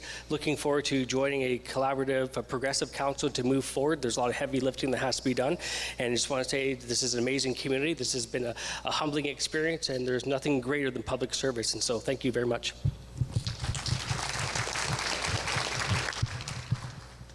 Thank you to the Chamber of Commerce for this evening. Thank you for all coming out and listening to us.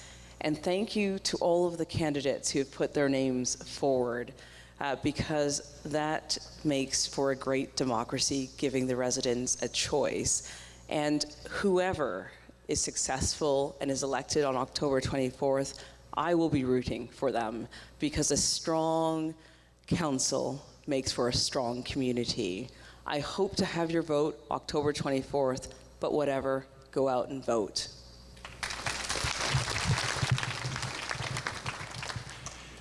What can I say? It's going to be a tough year or two. We have inflation at 6 to 8%. We're probably going to go into recession. It's going to be tough. You're going to need a tough council to really manage the money. The one thing, what happened on Friday night? Does anyone want to talk about Friday night? We lost our hospital. It got closed. One of the pet projects that we've been working on in council is a nurse practitioner clinic. And I'm really 100% for that, and I'm hoping that everyone here, because it's going to cost the taxpayers some money, but I think it's well affordable. We have over 3,000 orphans in our community. We're bringing people with 4 or 5 kids. They can't get a doctor. I'm one of those orphans. I've been looking for a doctor for about 3 to 5 years. Anyways, there's tough issues, and there's going to be the right council for the right time, and please vote for me for Ward 2. Thank you. Caught up in my fringe. I'm going to read you something that I kind of wanted to share, and I didn't know when, so I'm going to take this minute. The power of collecting and dispersing money at pleasure is the most dangerous power that can be entrusted to any person. Every dollar of public money must be accounted for like it is yours. And if you want a counselor to be accountable, I'm your girl. If you want one that has had great stewardship in her community, I'm your girl. And if you want a girl with a voice, I'm her. Make Blake your voice. Thank you.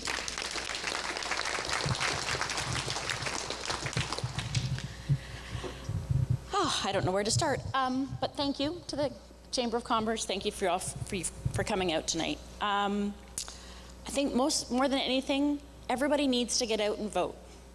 Whether you're in Kincardine, whether you're outside of Kincardine, you need to make your voice heard.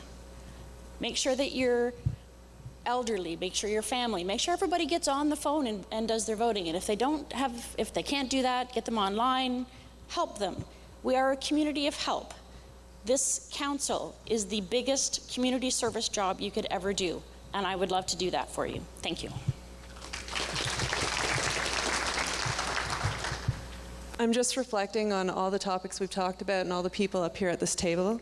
And the one thing I take comfort in is you have a whole bunch of people up here who are passionate and were brave enough to put their name forward. I know it was a terrifying decision. I was very scared. My cousin's laughing at me. It's true.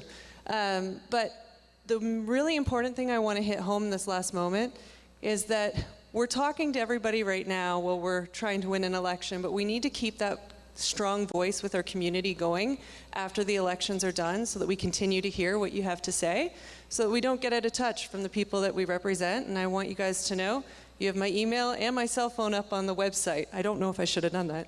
That might be very bad. But you can get a hold of me, so please do if you ever need to talk about something.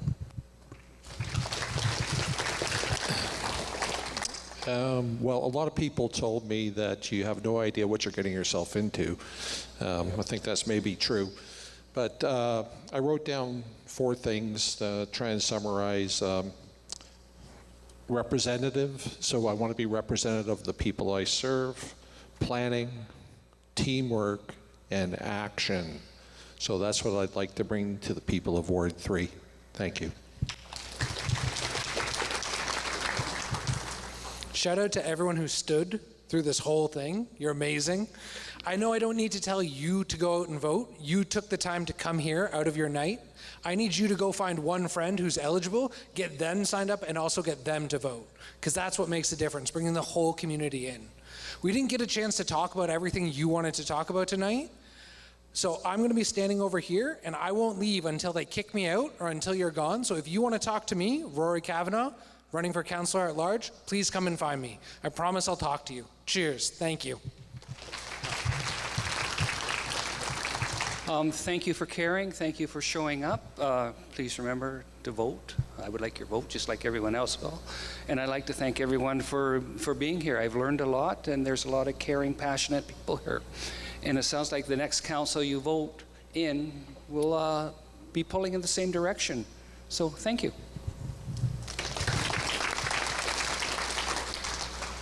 Okay, well, I would also like to thank everyone for coming and the Chamber for hosting us.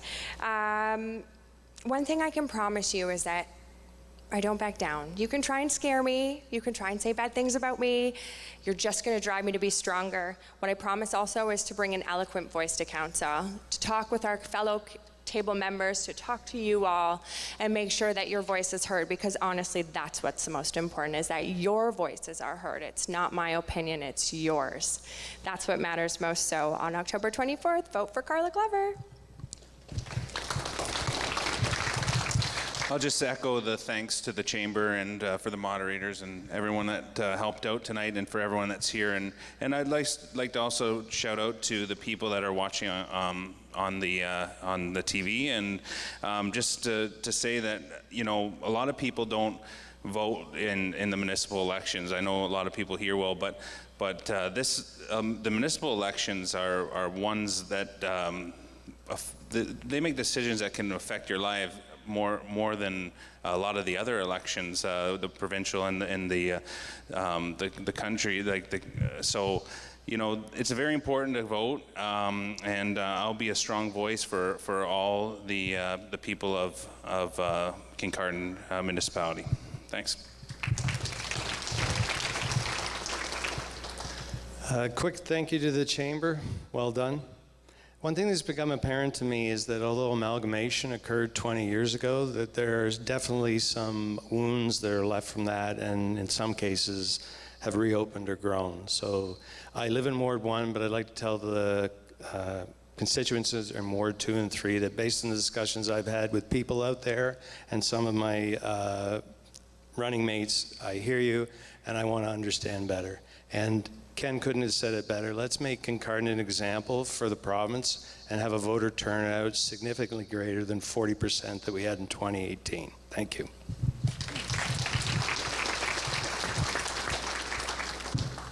So I'd like to echo the thank yous to the Chamber, volunteers, and all of you for coming out. I love living in Ward 2, but I chose to run at large because I want to be a voice for anyone and everyone in the community. Like I said earlier, I want to be an approachable and responsive counselor. So anytime, any question, absolutely contact me. And I have my own priorities, but really I do want to hear yours, and I can change mine based on what the voice of the community is saying. I respect your opinions, and I want to represent you, not just me. I also know that I probably don't need to ask you to vote. Like, you came out here because you want to hear it and you're the type to vote. So like a few others have said, please encourage your family and friends to vote. And if you're not voting for me, that's okay. Get everyone you can out to vote. But I would appreciate your vote. Thank you.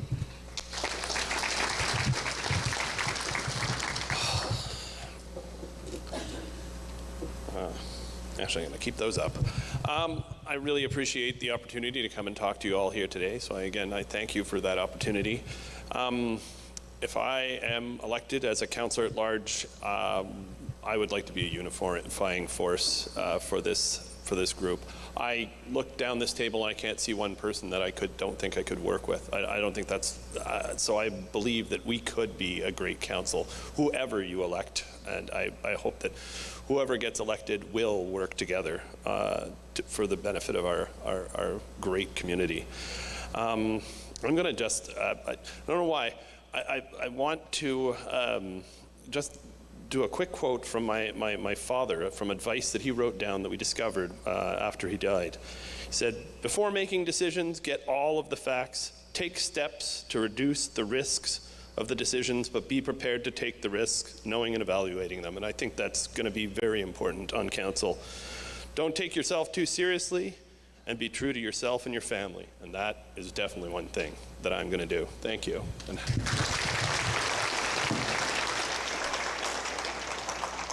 I'd like to thank the Chamber for arranging this event, and thank each of the candidates for showing up tonight and answering some difficult questions. With that, remember to vote and have a good evening. Thank you.